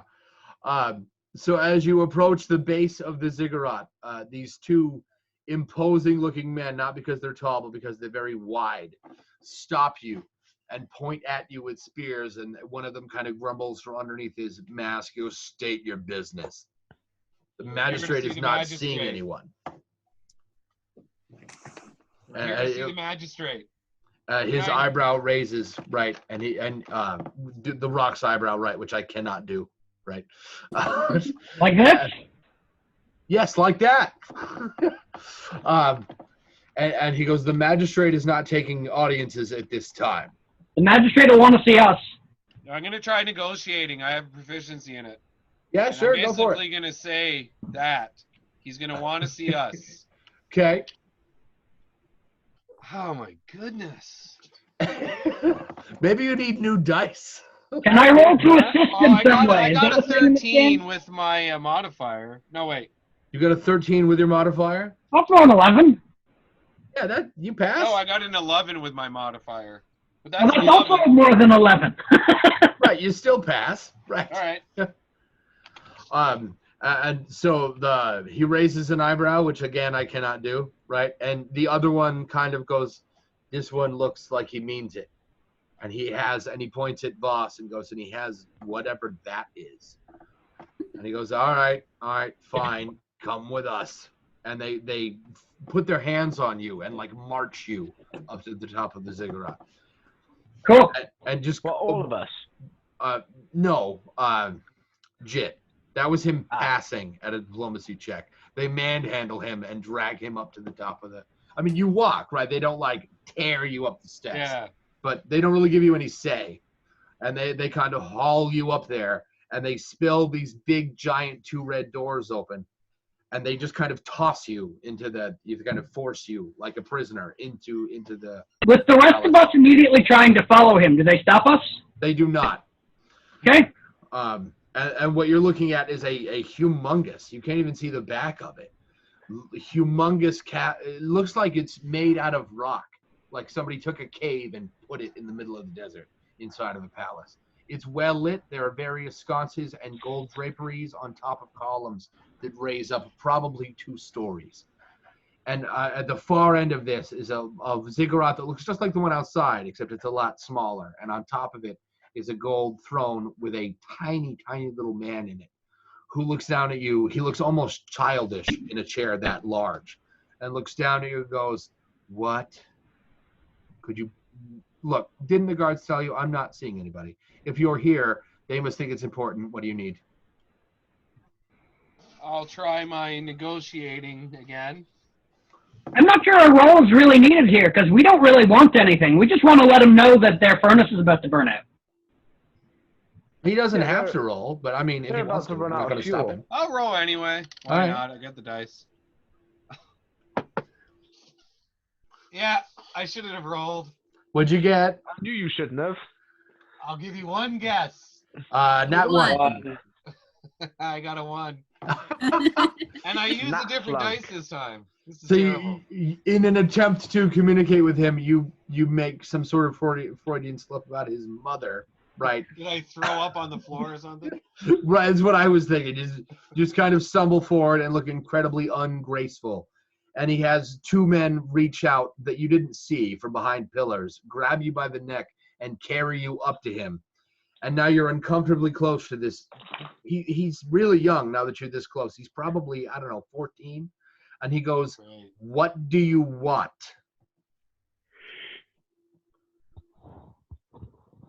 I think I'm just gonna start talking. Okay. Yeah, sure. so- Yeah. Your town is heated by some sort of fire things down below. Yes. Yeah, we just came from there. They're all dying. Oh, why didn't you say so? Release him, and the 2 guards let go, and Jit just drops onto the floor in front of him. We thought you might want to know that the things you use to heat your city are dying. That's a problem. I'll have my mages work on it. Thank you very much for your service. And those same 2 men, he snaps his fingers, and those same 2 men hand you each a little bag of gold. Hey, money! Hey! He goes, Hey, you'll find 20 gold in each of those. Thank you so much for your service. I don't suppose I could convince you to solve that problem for me. I don't think we have a solution to it, no. They have a bunch of people who seem to have tried, and they've all turned into undead zombie things. It's kind of gross. He goes, what did you just say? They have like a marble thing, right, that they apparently all rely on, Yes. and it's going out. And apparently they keep sending people into it to try to fix the problem, but they keep failing, so there's like 50 zombies shuffling around in a circle down there. It's kind of a mess. And he goes, He goes, he thinks about it for a second. He closes his eyes, right? His whole fence taint. You ever see make an insight check for me? What is that? Just wisdom? Yeah, let's call that a wisdom roll. Yeah. Okay. With advantage, because he's not very good at, he has no poker face worth mentioning. Okay, I got a 9. With Anything advantage. else do better than me? So you're not entirely sure why. Yeah. But he doesn't take your gold or anything, but he goes, "Seize them," and men pour out from behind the pillars and put their hands on you. You each should make a strength check as to not be immediately restrained. Okay, I can do that. Let roll 20. I rolled a Yes. soft 20. You rolled a what? Soft 20. Nice. 14. I fail. Okay. 16. Well, that's not very reasonable. Jason, what did you get? I get 6. Nice. So these men that pour out from behind the pillars wrestle Voss and Jason to the ground, and the rest of you, the rest of you manage to wiggle free, right? But there is a large deployment of what look very much like people with soldier regimen chasing you around this space. And he goes, "Look, you see the man on the teenager on the chair. Be like, look, stop running, or you'll go from detainment to being killed." Wait, what sparked this? You told them about the undead? Why are we being detained? Well, because I'm the magistrate, and I chose to detain you. Don't ask questions. Hey, but we didn't do anything. We were just helping. You're enemies to the crown. Where's the nearest wall? Enemies how? You are trying to spread lies about our furnace folk. No. We've only talked to you. How far am I from the magistrate? How far are you from the magistrate? But between you and him, there are, a platoon of men, but less than 30 feet. Okay, what about the nearest wall? The nearest wall is about 15 feet from here. And it's to your left. I want to scale it. Okay. So let me get this straight. You guys are being, postured with murder, right? And you're just like, and you're going to run to the side of the mountain. Avoiding any kind of murder. Okay. Unless they have bows. So as you start to climb your way up the side of the castle, right, at the side of the palace, the teenager in the chair winces as you dig into his finely made wall, and several of those men pull bows out and shoot at you. Ooh, and they both hit you. You take 4 damage from one and 2 damage from another as arrows sink into your sides. Look, if you would prefer that nobody hear about this, we'll just leave town. But we were passing through, and we thought you might want to know there seems to be some sort of a problem down there, and that you might want to send somebody to go check it out. He goes, you would not tell anyone. It's not my business. How am I supposed to believe you on that? You can escort us to the edge of town, and we'll just leave. Can I roll? No. See, if I escort you to the edge of town, you might come back later. Why would we come back? Yeah, we won't come We're back. only here by accident. We're looking for someone. Oh, all right, I'm going to try to intimidate him. Okay. Okay, I got... what's the intimidate modifier? I have proficiency. Charisma. Okay, so that pretty much just rules out my modifier. No intimidate. I am proficient, so I got 17 on the dice. Nice. And I want to do it in my whisper mind. Nice. And I want to say, "Listen, you little shit." He and I'm gonna say, these guys. I'm not saying we. I'm saying these guys came to warn you about something that is keeping your town alive. Let them go, grow a pair, and deal with it on your own. You ever see a teenager when their parents march into the room and they know they're like the jig is up, right? He shrinks into the chair and he goes, "Whoa, release them right now. And the men release Jason and Voss. And he goes, "Hey, whoa, look, maybe you got the wrong idea. I'll take care of it. Don't worry about it. Hand them another bag of gold." And the guard hands you a matching bag of gold to go with the old one. And he goes, "Please enjoy your stay." Now let's keep walking. Come on. We're looking for a dwarf. Have you guys has a dwarf been causing any trouble in town? Oh no. Oh, you're asking him. Yeah, may as well. I mean, we're already here. Okay. But you've already. I mean, it's not like he's gonna lie to you now, right? Right.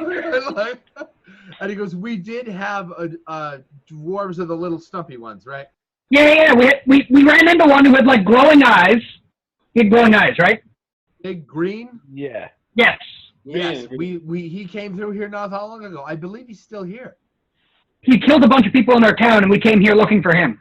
Oh, well, why didn't you start there? He's being a pain in my ass too. Maybe we can still be friends. He fell in with the rat catchers, a group of nasty thugs. Oh, Catchers? Rat catchers. Rat catchers. okay. Well, we will have to see what we can do about him, and then we'll be on our way back home.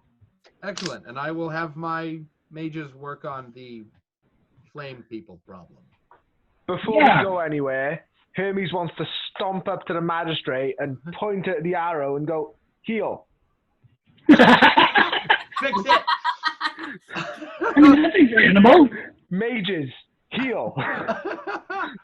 And he goes, all right, keep your feathers on. And he hasn't, while he's been talking to you, he has yet to break eye contact with Jit, right? He's staring at him. He's like, ah. Now, How mouth's much open. gold do we get? You got 2 bags each with 20 each, so you've got 40 total per person. Nice. Now we don't have to do the job for the other guy. I suppose we could just give him his money, but we may as well just pick it up. We already said we would. Yeah, we get free room and board and free cacti wine. Yeah. So these 2 people come out. They're 2 humans, but they're kind of leaning on each other, like the shoulder thing you do when somebody's helping you walk because you're drunk or you hurt yourself or whatever. Mm-hmm. These 2 humans spill out that look like that out of one of the alcoves in the wall, and they're adorned with these white robes that are painted like they have blood on them. It's definitely not blood. It's definitely fabric.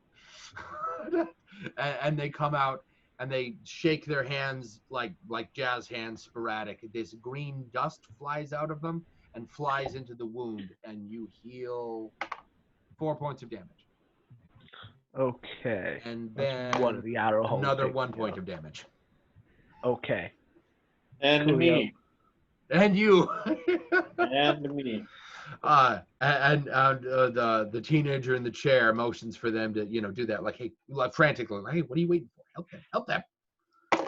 And you heal a collective of 6 hit points. Yeah. Perfect. Are we otherwise getting ready to leave and take care of our other 2 jobs? Yep. Mm-hmm. Hey, before we go, I say to this teenage king guy, Okay. you might want to have one of your people routinely checking on your furnace things. Make sure everything's okay down there. His eyes get really big, and he goes, "That's a good idea. I'll do that." Ask money for that. You're fairly confident that he has never had that thought before.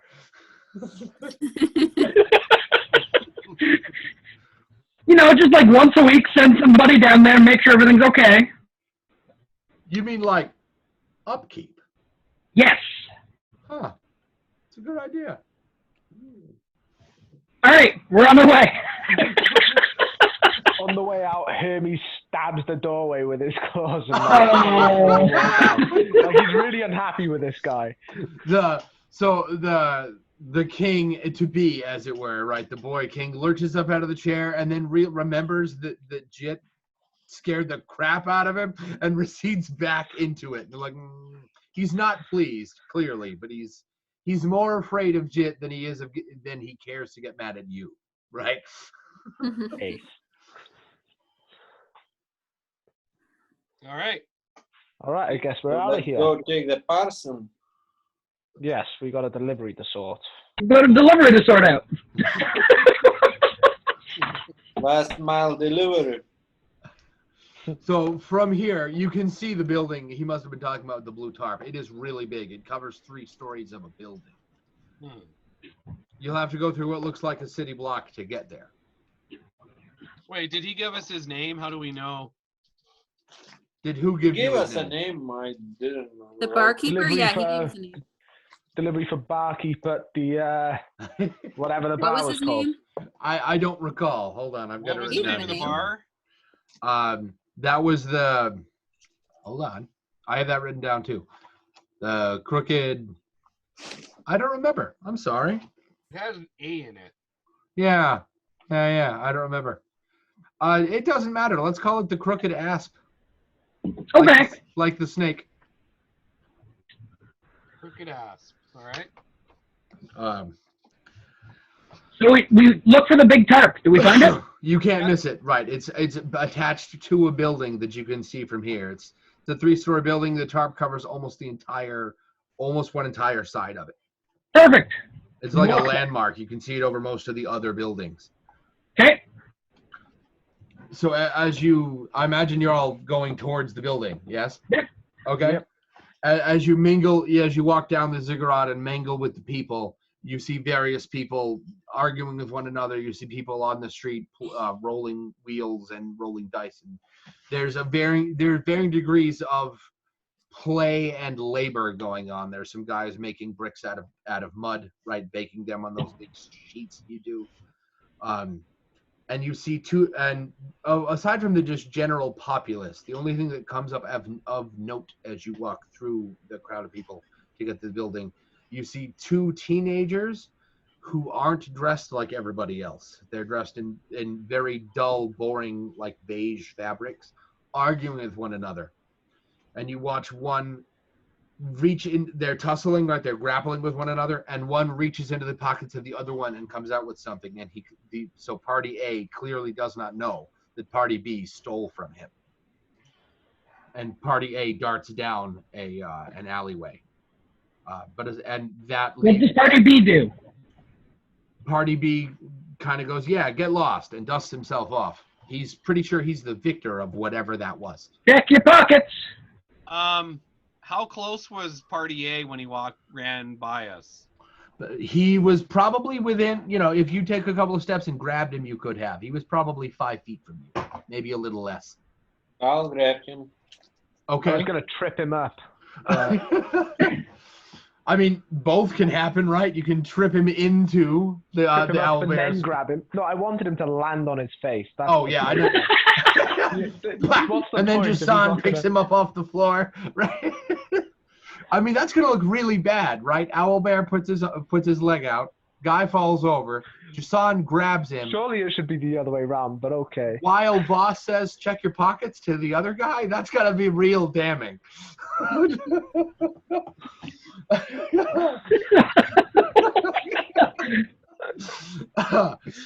So you pick this guy up off the ground.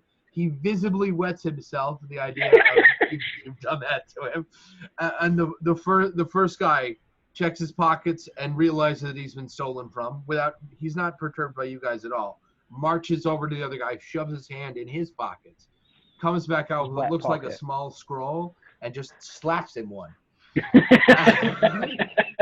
Just thank you so much. It's a wonder to find kindness from strangers in such an alien place. My name is Romulus. I live in the mainland beyond. If you ever find yourselves in the village of Kachel, find me and I will help you with anything you need. Appreciate it. Romulus. And he goes, would you put him down for me? And he points at Jason. He goes, would you put him down? No, I'll keep him. Suit yourself. And he hurls the dagger through the air and punches him in the throat and kills him. And he goes, keep the dagger if you'd like. And he walks away. And that now you've got a bloody corpse leaking in your arms with a dagger stuck in his neck, and the building with the blue tarp about 15 feet in front of you. What people there were have dispersed, not actually all that much from that event. People killing each other must be a relatively common. Well, right. You can assume as much thanks to the barkeep. Yeah.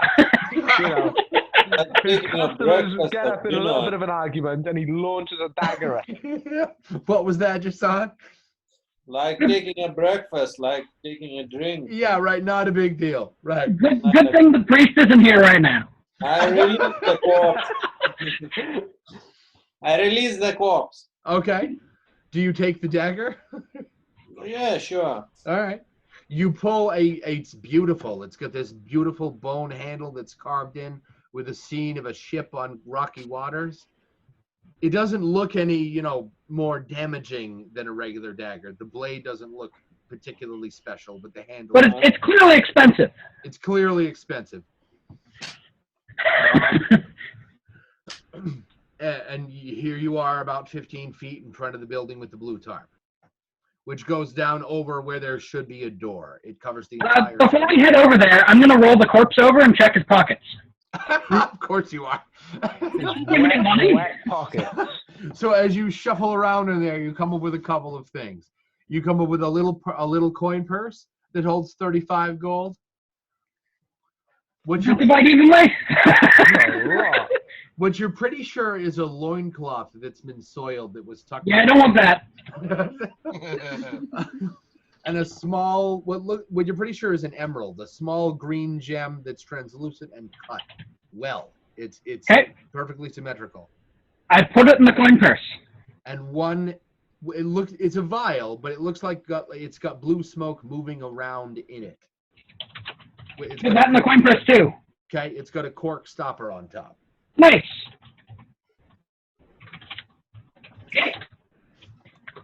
I've written it down. Excellent. But other than that, shifting to the dead man's clothes, you don't find anything of note. I mean, there's the hole in his neck, but that's not really news. I was only really looking to see if he had any money. He doesn't need it. I mean, technically speaking, I don't think he needs the loincloth either. You know? No, but I don't want that. We have a job to do. Let's go pick up this guy's deliveries. Yeah, sure. Oh, chinchilla! I didn't notice that was what was behind you. Yeah, I'm pretty sure that's... Wow, they move faster than I thought they did. Surprising grace for a little poofy thing. Cool. Wow, it's really raining. I can hear it through my headphones. So you guys are looking at the building with the blue tarp, right? It's not pinned. It is pinned in places, but here on the first floor, you could just peel it up. Okay.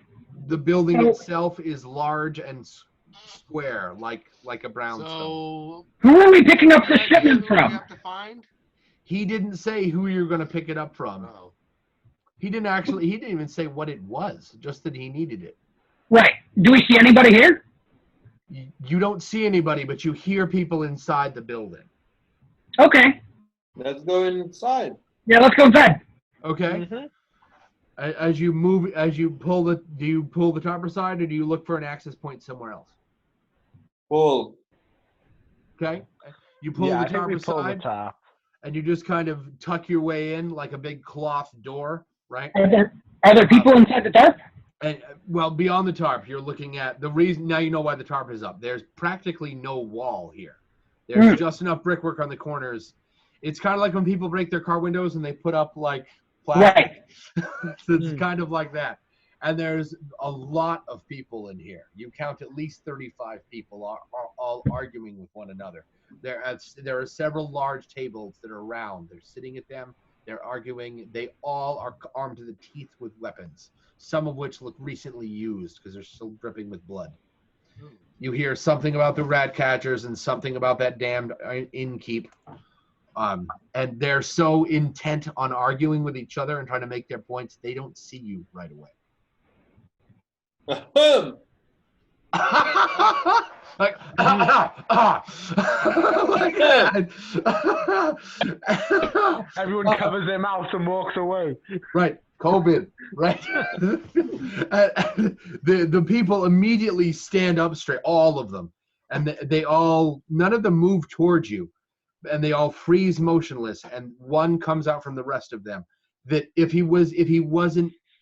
they were all moving, you couldn't tell them apart from any of them. And he gets uncomfortably close to Jason, and he goes, "Yes." I'm here to pick up a delivery.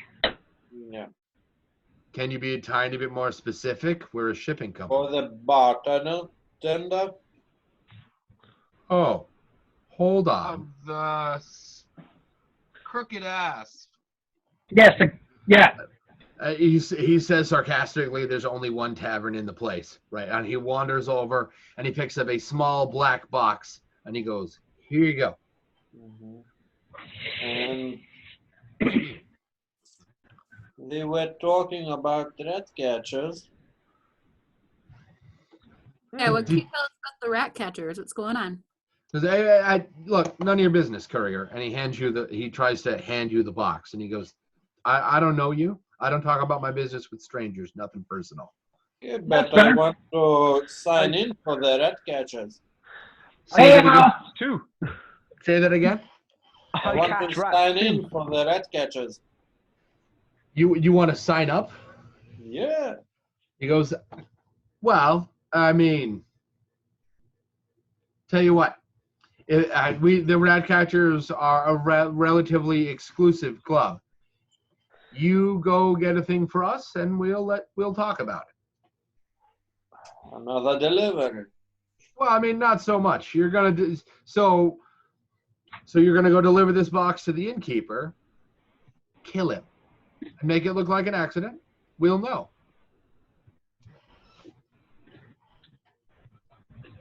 If he, well, I mean, you don't have to kill him per se. Just remove him from the board. He's kind of a pain in our butt. Mm-hmm. Can you tell us what's in this package? What's in the box? He goes, you do this errand for me, and yeah, sure, but not before that. I will tell you this though: don't shake it. Box of bees. Got it. It's a box of bees.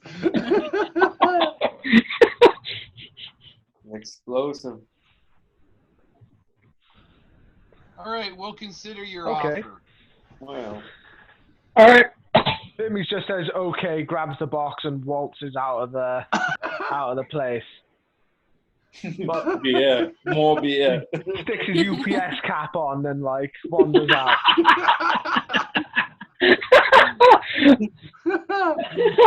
Do you get the ridiculous shorts and the socks that are way too long and everything? Absolutely. Oh, gee. The only way that anyone would ever wear those things is if they were courier slaves. So, like, I feel like that's how Burmese is. That's They actually great. have to wear the socks pulled up like that? Do they? I don't know. I don't know. I mean, I couldn't do that. I hate having socks on my calves. They all do, don't they? So I hate surely. the idea of wearing, like, pulling your socks all the way up while you're wearing shorts. You look like a rube. Cut it out. But like that, that's bad. If you're gonna wear socks all the way up, that's fine. I mean, put pants on though, right? The only time I wear my socks all the way No, up. they don't need to ring the doorbell or knock when they drop off your package. So they're like a ghost. Yeah. Our FedEx lady is nice. The one we always get is the same lady for some reason, and she's nice. She knocks on the door, and loud enough that I can actually tell, but not so loud as to be disruptive. She's really good at her job. You know what I mean? Nice. Yeah, I've had people drop stuff off in my garage, all the way up to the door inside my garage to in my house and not knock. Like you're in my garage, but you're not knocking. That's kind of. But you're close enough. I mean. Wait. How are they getting in your garage? You just leave your garage unlocked? Well, the garage door would be open, and both cars inside the garage to indicate that clearly we're home. I see. Yeah, that's weird. Yeah, that is kind of squirrely. Yeah. See, we don't have a garage. We just have a front door. There's a couple of steps. Yeah, I would hate not having a garage. You know, snow. Yeah. I already cut it close enough to getting work on time when it's snowing out, cleaning off my car. I don't have time for that. When we were in We have a Denmark, the carport, place but we don't have a stayed- garage.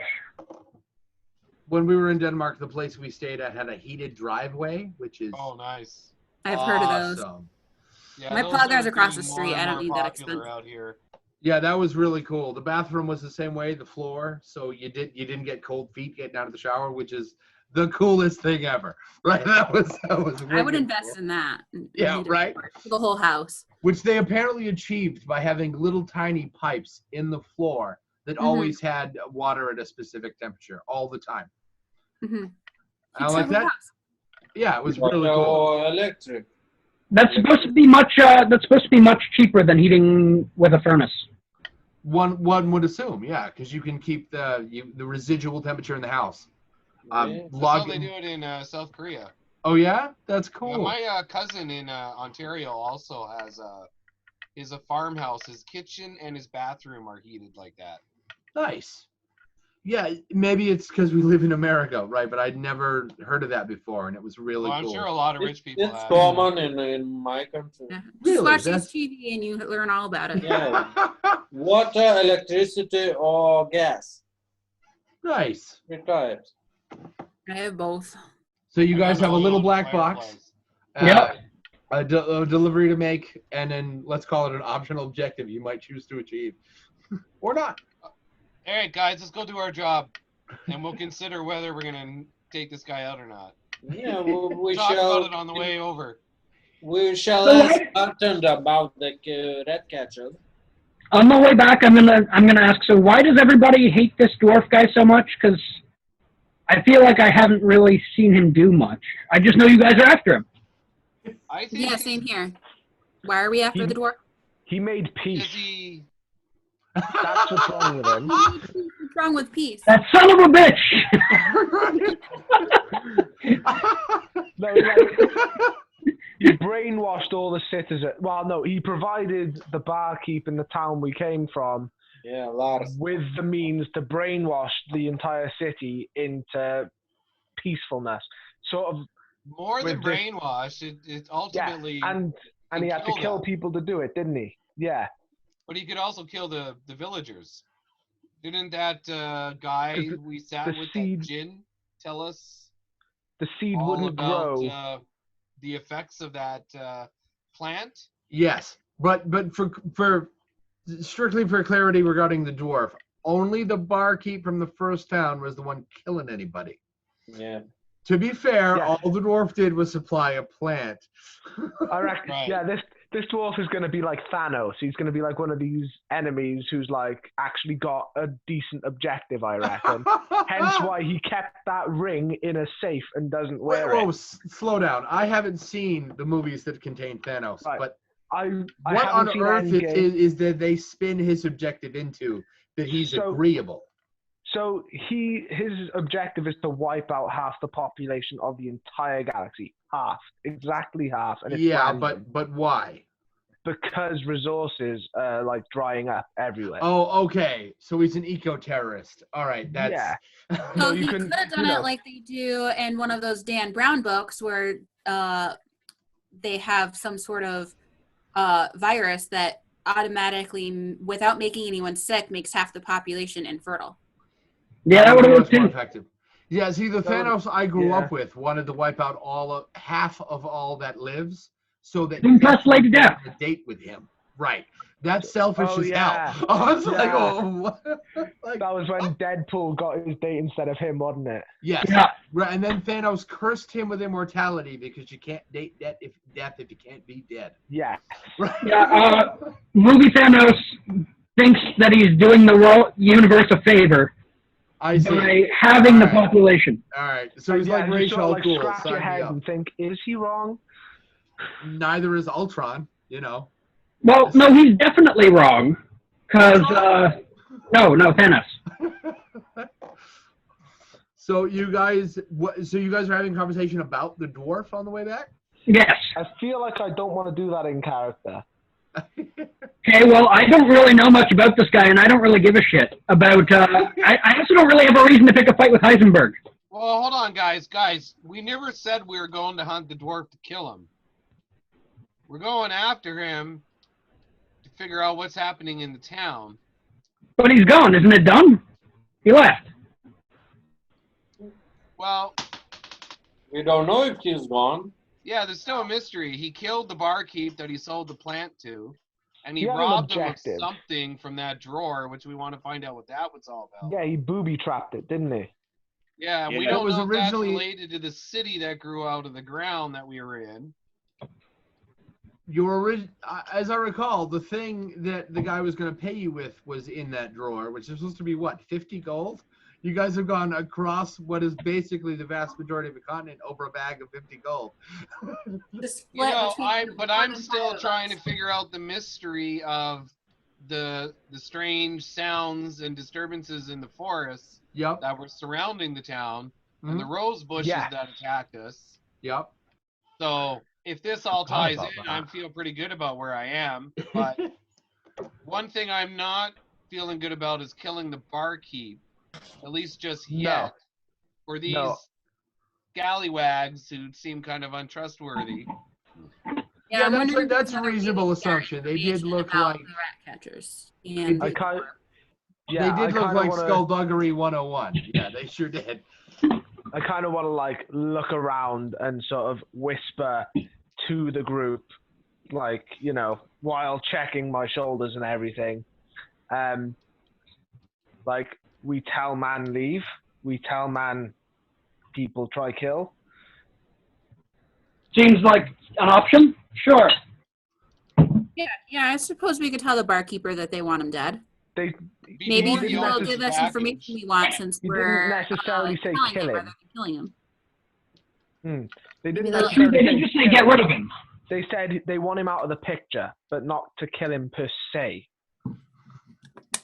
Now, Like, we can I could make kill a him. suggestion? Sure, what? When we go back to the bar, instead of all of us approaching the barkeep, maybe, well, definitely Hermes guy has to go up to the barkeep because he's the one who I've got got us the in little this black trouble. box. Some of us go linger and maybe see about collecting information Sure. Yeah. about all sure. parties involved or who we've met so far. I will go talk to the stable boy. Okay, Okay, I'll Okay. talk to the tavern keep. okay. What are Jit and Jason? Who are you guys gonna go talk to? I mean, you don't have to talk to anybody. You can sit down and take a nap or whatever. Well, I'll go see if I could join a game of some kind of gambling game. Sure, yeah. Dice. I'll be with Hermes. Okay, okay. Boss, what are you doing? I'm going to order some food and sit down and just listen to people. Sure. You get over here. Sounds Boss. good. So let's start with Hermes since he's got the little black box, right? You Okay. deliver it to the barkeep, and he goes, I wanna say I Sure. put it on the bar in front of me, Uh-huh. put my hand on top of it and lean over so I can sort of like whisper into his ear. Right. He gets the gist. He leans in towards you. Rat catchers want kill. You go. He lets out Stay this safe. enormously boisterous laugh, like like one of those deep Santa Claus belly laughs, and goes, "Yeah, that's a good one." What exactly are you? Whatever you are, you're funny. Did you shake this? And he points at the box. No shake. Me good courier. And not my UPS card. Show him your sock. So, boss, even you could have been outside and heard him giggle like an idiot at the idea, at the Yeah. suggestion. And he takes the black box and he tucks it underneath the counter, and then you watch his arms move because he's opening it underneath the counter, and he comes back out with this little tiny yellow. It's a little tiny vial with yellow stuff in it. And he goes, "Excellent," because he kind of holds it up to his eyes and looks through it like a jeweler judging something. Yep. And walks over to a big vat in the corner that you're pretty sure has that cactus stuff in it you drank before and dumps it in there. He goes, "Thanks so much. It does not taste the same without that." I just want to say again, no joke. Real. And Like, he a means nod. about the rat catchers trying to kill me. Uh-huh. You're gonna kill me. And he walks away to go deal with some customer that's being cranky. And he's Jason went with me, didn't he? Say that again? Jason went with me, didn't he? Yes. Yeah. I Yeah. went, but Maybe he just died. Like, we tried. He's dead now. Right. So, Jit, you let's do IKL first. You're outside with the stable boy, yeah? Yep. Who points out? He goes, you're with the group. Yeah. Boss told me so.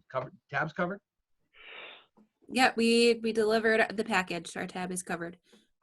He goes, How is my boy? and he points and he goes, "This one," and he points at Pinky and he goes, "They all kind of look the same. Is that one yours?" Yes.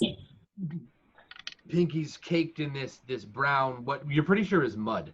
And he goes, he's really great. You give me a couple more minutes and I'll get the mud off of him and he'll be good to go. Thanks. What do you know about the rat catchers? His eyes go back and forth. You know when somebody's trying to be smooth and they're not, right? like he kind of panics and he goes, "What did you hear?" And he kind of tugs on your shirt. And he goes, "Would you shut up? Would you keep your voice down?" Sorry. We're looking for the dwarf that's with them. Nothing I heard about. The boss would be one to know. And he goes, the boss inside the bar. Don't get the wrong idea. I'm not a member. Thank you. I give him a coin for his trouble. And he clutches it very close and darts back into working with mud and doing that do awkward whistle, right? All right, so I go back inside and join Jason and Hermes at the bar. Okay, Voss, you sat down in the bar, yeah? Yep. Okay, And I was eating food. sounds good. I'm a little concerned about this yellow stuff he's putting in the drinks. He brings you a wooden tray with assorted cheeses and what look like apples with this green glop next to them in a bowl. What's the green stuff?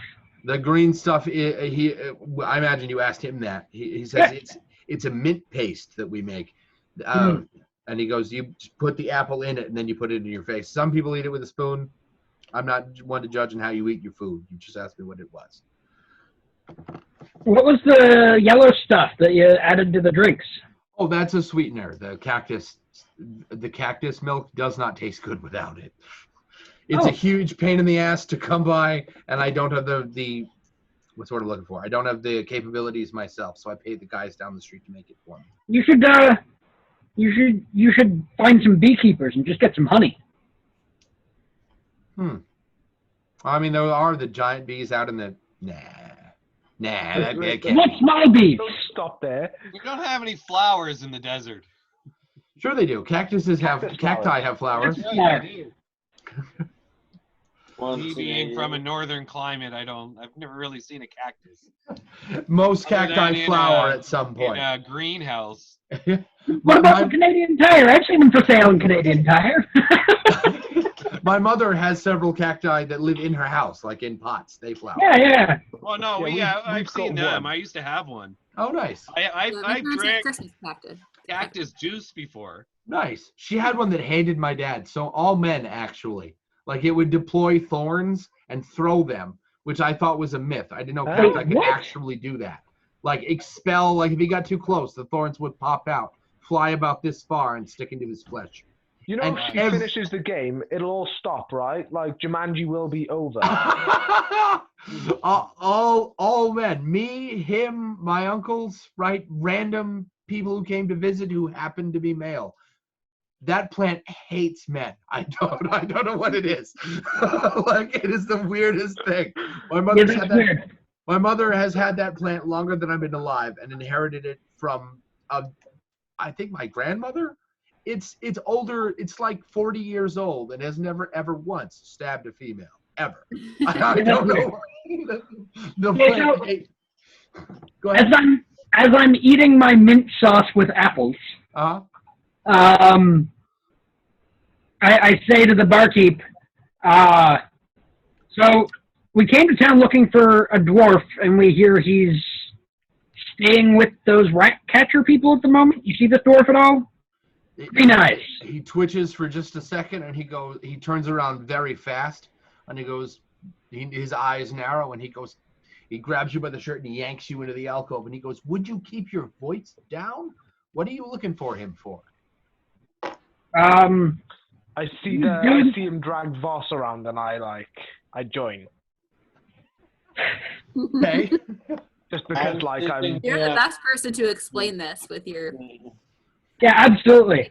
Well, he was in our town recently, and he caused a bit of mischief and was drugging people, and we were trying to figure out what the hell was going on so that we could sort things out and make sure that we didn't have any issues in our town. So you want to just talk to him? I mean, I don't have a reason to fight him. I don't know where he is at this moment, but I bet I could scrounge up a rat catcher for you to interrogate. I'd appreciate that. That would be great. Say that again. What's that last part? I said I'd appreciate that. That would be great. Can do. No, for the record, the owlbear was serious. The rat catchers offered us membership and money to kill you. No joke. I mean, clearly we're not taking them up on the offer, but they're willing to spend money to have somebody kill you for them. You don't say. That's funny. That joke's funny out of whoever says it. That's good stuff. If you guys, and he hands you a much larger than the other one, like the size of a brown box, and he goes, in this box is a bunch of blank paper that the guys down at the thing need for shipping labels and whatnot. Do me a favor, bring this back to them. I'll pay you for it, for your trouble, and tell them not to tell such stupid jokes. Would you bring that down to them? Jit, while you're busy looking for somebody to gamble with, you find a pile of men gathered around a table, rolling dice onto it and arguing about money. It looks like that kind of thing. How much money do they have on the table? There's a pretty sizable pile of it. There's probably 50 or 60 gold there in the middle. Okay. I asked them how much to buy in. One of them turns and sneers at you, his lips curl, and he goes, 10 gold, new guy. All right, I throw my 10 gold on the table, and I have a seat. Okay. And he goes, he explains to you that they're playing dice poker, and, 2 out of 3, winner takes the pot. All right, what do I do? Do you know how to play dice poker? Have you ever played The Witcher? That's the idea, yeah. Gwent. Not Gwent. No, Witcher 1. No? Don't get me wrong, I like Gwent. Completely different game. Completely different game. Witcher 1 just is dice poker. But to be fair, I've been running tabletop games with dice poker in it for far longer than The Witcher has been a video game. Okay. Well, you got to teach me the rules. Okay, so you take 5 dice, 5 D6s. I'll need to go get 3 more. Hold on. Valis, can you walk him through that? It's been a long time since I played it. Hold on. Okay, let me go get. Basically, it's like poker. You get a hand of dice and you roll them. Like Yahtzee. Kind of. But you're looking for sets and stuff, kind of like poker. I'm a little rusty on the rules, but I remember playing it in The Witcher. So I'm not the person to explain this. We're gonna wait for it to get back.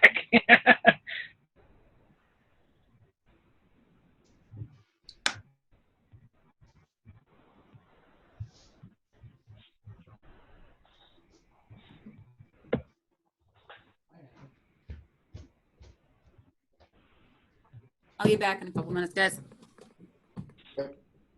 Actually, while they're up, I'm gonna take this opportunity to use the bathroom. I'm gonna go ahead and grab another beer. 1 sec. Yeah, that sounds like a good idea. And grab one for me.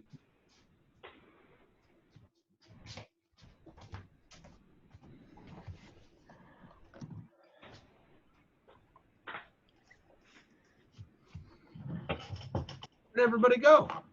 I killed everyone. I see. I mean, not Hermes, right? Because he's okay.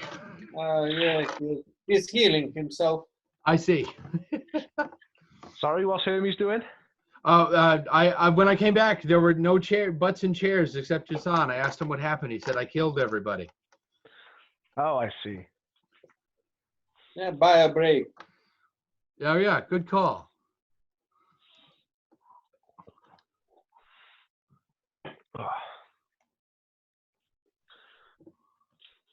Found your dice then? Yes, I did. I've got 5 sets of dice here next to me. Nice. I tend to keep 2 on. I've got a little box I roll them in. It's actually a box that dice came out of. Same here. That's what this is the Laurel Silverhands Explorers kit from 5e. Cool. And I've got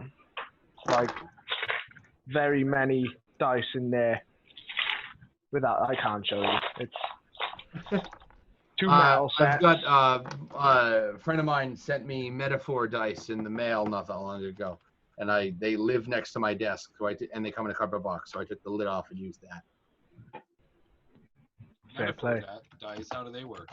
Metaphor dice are a metaphor is a grammar used to let this big thing equal this small thing, right? And they're like a simile, but not quite. Yeah, but they're not quite the same thing, right? I know what a metaphor is, but how do metaphor dice work? Okay, metaphor dice. There are 3 colors, right? A blue one, a white one, and a red one because he's a diehard patriot. And the idea is you take one of each. Each face on each die is different. So there are 5 dice of each color. So you take which is to say none of the dice are the same. You take one of each color, you roll them. You'll end up with 3 different words. Write a poem with it. Ah. A friend of mine's a poet and a teacher. And he thought that metaphor was a great way to get kids to understand large concepts and to work with them without hurting their brains. So he made metaphor dice. For the first year of the podcast, every time I interviewed somebody, I would roll them afterwards and attempt to shoehorn the sentence I got in a poem that made sense regarding the person I interviewed, which was really hard, but a really great way to grow the brain's writing capacity. I use Rory's story cubes in some of my teaching. Oh yeah, those are cool. Yeah. Yeah, you get a whole bunch of them. I got tons of them. Nice. I need to go out and buy some more of those. I just discovered recently there's like expansions, there's the core set, and then there's more. I need to get some more of those. I use those to generate campaign worlds sometimes. Yeah, those are a lot of fun. So poker hands, right? Do you know what those are? Well, I've played poker a few times. I don't play often, but yeah, but how do you get them with the die? Okay, so you're gonna roll 5 dice, all 5d6s all at once. Yeah. Then you you leave as many on the table as you want. So I just rolled and I got I'll have to re-roll them when we actually play, right? But I got a 5, a 5, a 4, a 3, and a 1. That's one of a kind out of the gate, right? But better odds, right? 5, 4, 3. If I'm going to pick up one of those 5s and re-roll it, then I'm done. You do the same thing. The hand you have at the end, we compare. The winner wins. So I can get 2 of a kind, 3 of a kind, 4 of a kind, 5 of a kind, and I can get a straight. Yep, 5 of a kind because it's the numerically hardest to come by is the ultimate winner in dice poker. Okay, and other than a straight, I can't get any flushes, right? I don't think so. I can get a full house. Yep. But not flush. No. Okay. Well, you could get a straight flush 1 through 5. Yeah, but not a royal flush. Or 2 through 6, right? But yeah, you can't do a royal flush because there's no suits.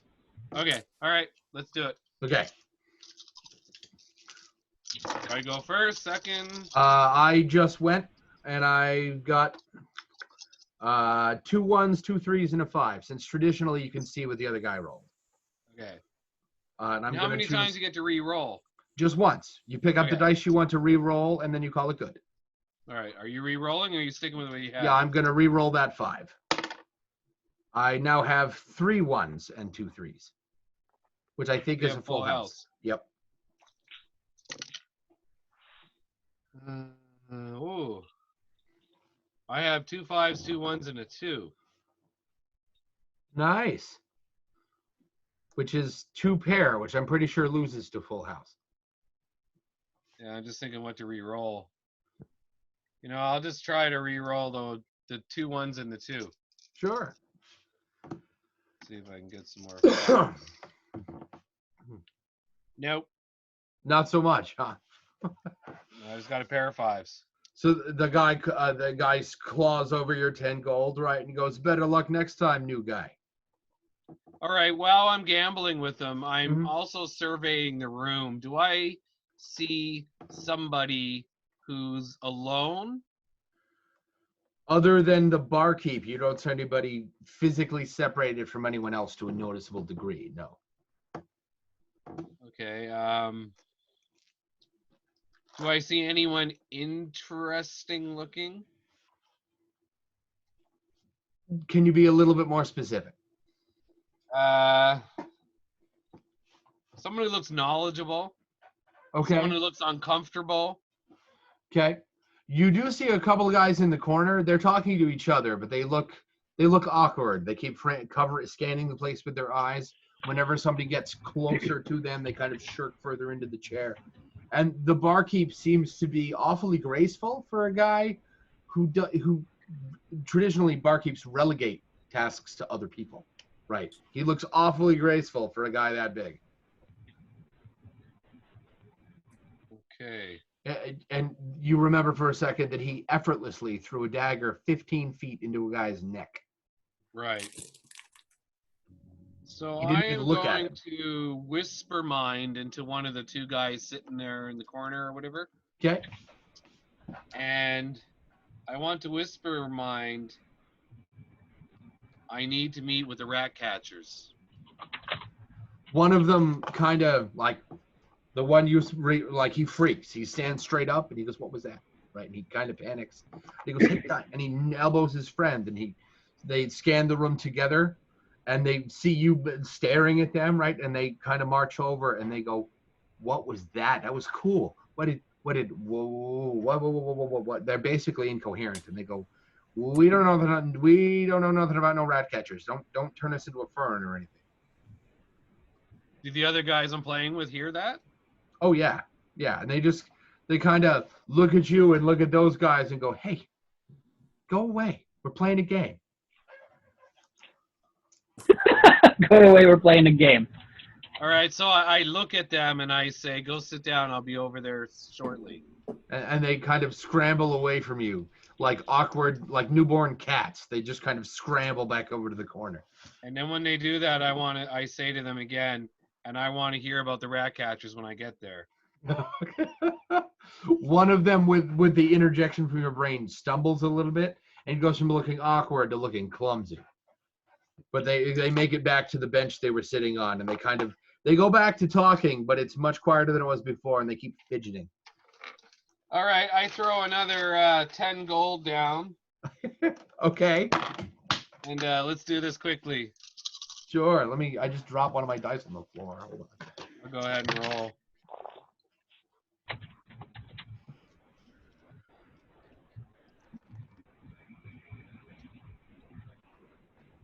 Okay, I'm going to re-roll 2. Okay. I'm going to re-roll 1. Nice. What do you got? 3 6s and 2 2s. Ah, gosh, I got nothing. I got a pair of 5s again. All right, I'm done. I've already lost 20 gold. The guy who reaches out and More goes, than I had before I came in this pub, though. And the guy looks at you and goes, "Maybe not your game." No, it's not. Hats off to you. And I go join the other two guys. And then I sit down with them and I say, "Well." Well. And they look really awkward, and they kind of tuck their heads into their necks, right? And they go, "Look, we don't want any trouble, okay? Look, I don't want trouble either. Look, I we just don't want know the rat catchers. The only thing we know about the rat catchers is that guy's the boss." And one of them points at the barkeep, the other one slaps his hand and goes, "Would you cut it out?" Uh-oh. Thank you very much. Because you're not gonna turn us into a lizard or anything, are you? Why would I do that? Well, gee, I don't know. You spoke into my mind. You got magic powers. I don't know. I say, I have no idea what you're talking about. And I go join Hermes over there with everyone else. Okay. What you got? A 20 gold negative loss. Yeah, I lost a lot of money. Well, It's a good thing we're not paying for room and board. Maybe you know something about rat catchers? Oh, yeah. A big something. Oh, yeah. Did I overhear any of that with I'm just eavesdropping? Yeah, you're in the middle of the bar. It would have been difficult to hear over the people yelling and hooting and hollering at each other. But yeah, let's say you heard that just barely. Okay. Well, I say in a tone that only my guys could hear. Right. We could ask their leader if you want, and I kind of indicate to the barkeep. It all makes sense now.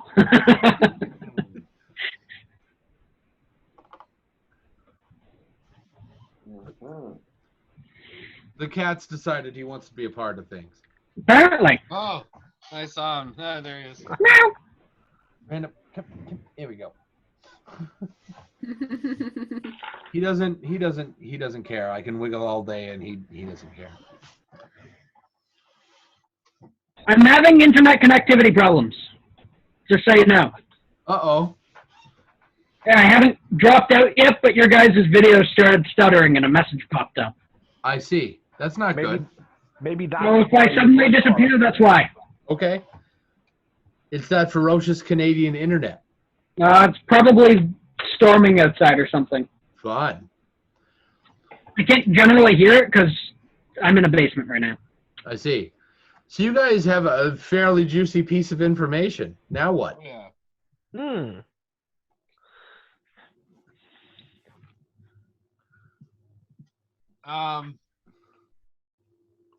Maybe we should all party it up and head back to the room and discuss it, where there are not Ears. any eyes or ears on us. Sure. Sure. All right. So we asked the barkeep for our rooms. He hands you.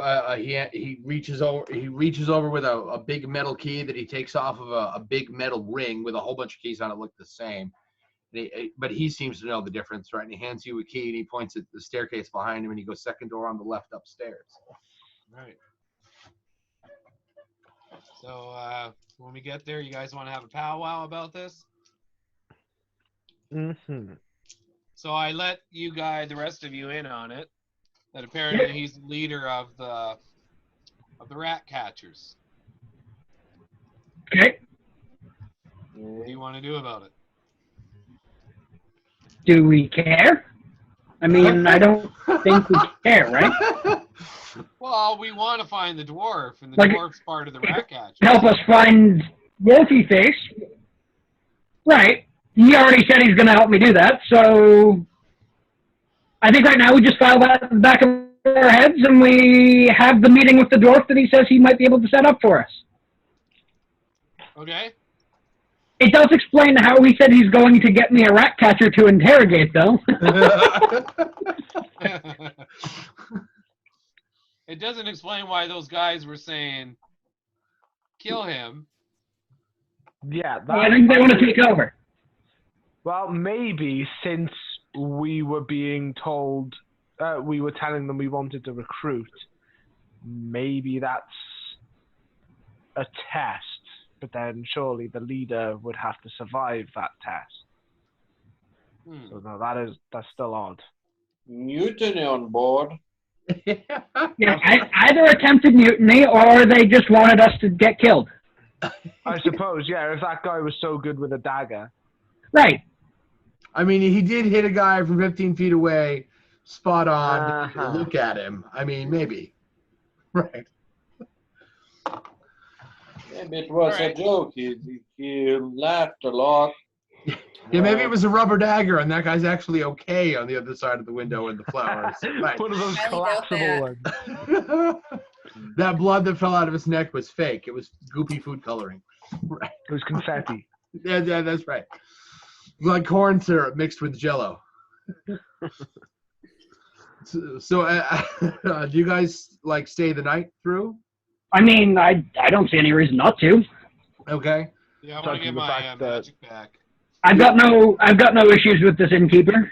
Okay. You get your magic back, and everybody heals a hit point per level. I think we're all at full after dealing with the king. Oh, good. Yeah, I'm full through. Yeah, I only need 1 hit point back. Oh, good. I don't think I lost any. Yeah, no, you seem to be pretty good at not getting hit. So morning comes But and at there's the a end of rap that on the door. blow, Say again?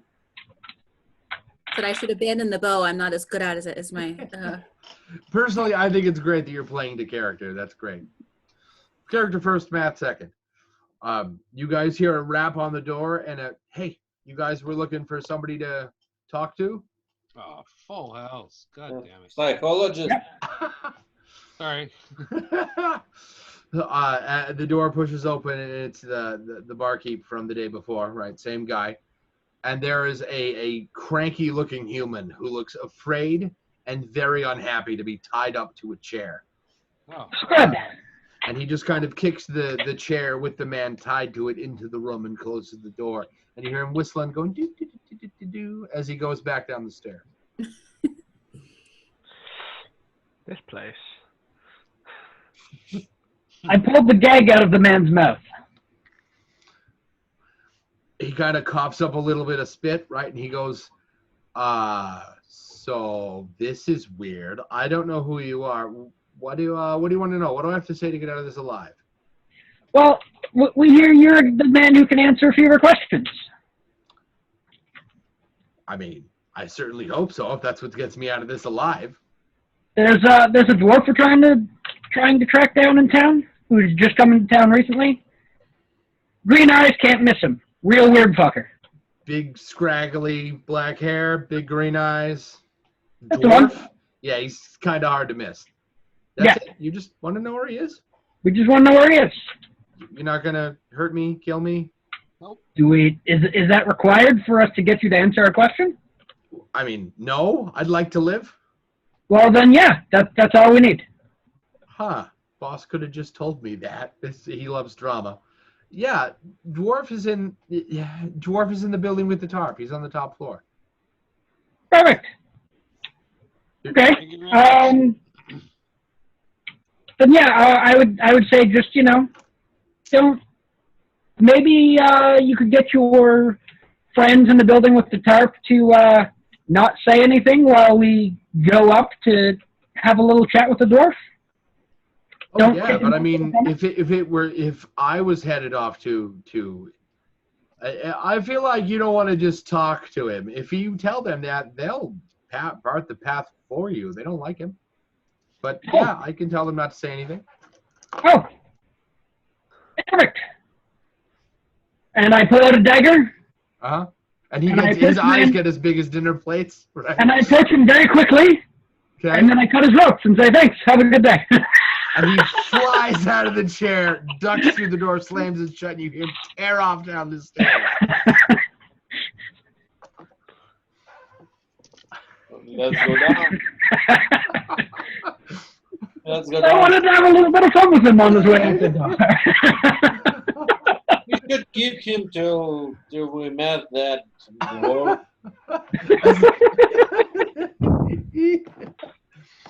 So what now? Let's go downstairs. Sure. You see the barkeep and the guy you just cut loose, and they're in the corner, and the guy tied to the chair is like hopping up and down and pointing in the chest and making some. He's like, look, you didn't have to do that. You could have just told me. You're such a jerk. Why? That's not funny, right? And the barkeep's going, no, I bet it was pretty funny. I come down the stairs laughing. I bet.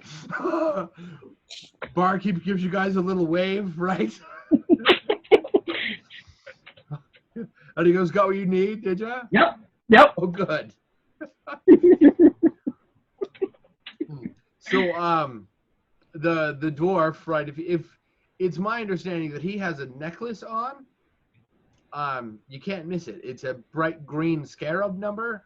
If you bring that back to me, undamaged, I'll pay you for it. Noted. We'll see if that's possible.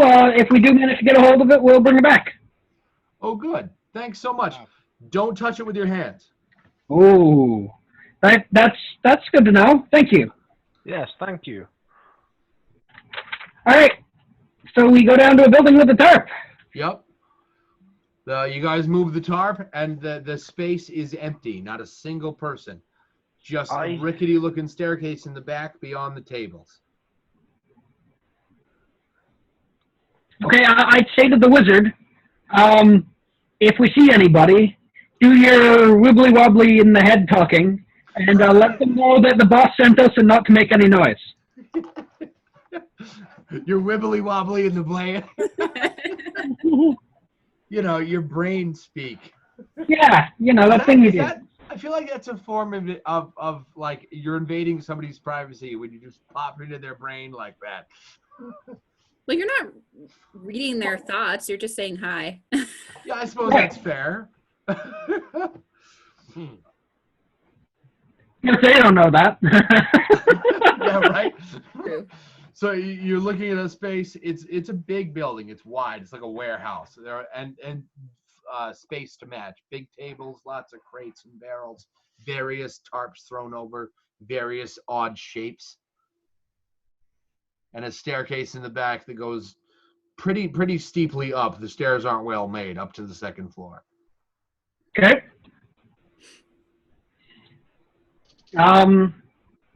Yeah, we go up quietly. Okay. You want to make a stealth roll? You can do I that. have advantage to stealth. What one do I have to use for that? Do advantage with stealth? That's good. Yeah, sure. So- Works for me. So, I are we mean, all rolling, or do we like just roll, have him roll, or how's this work? why do you get advantage to stealth? Jason? My ranger. Oh, you chose that as an archetype bonus. That's Yeah, an yeah. archetype bonus, yeah. Oh, cool. Yeah. So no, just him.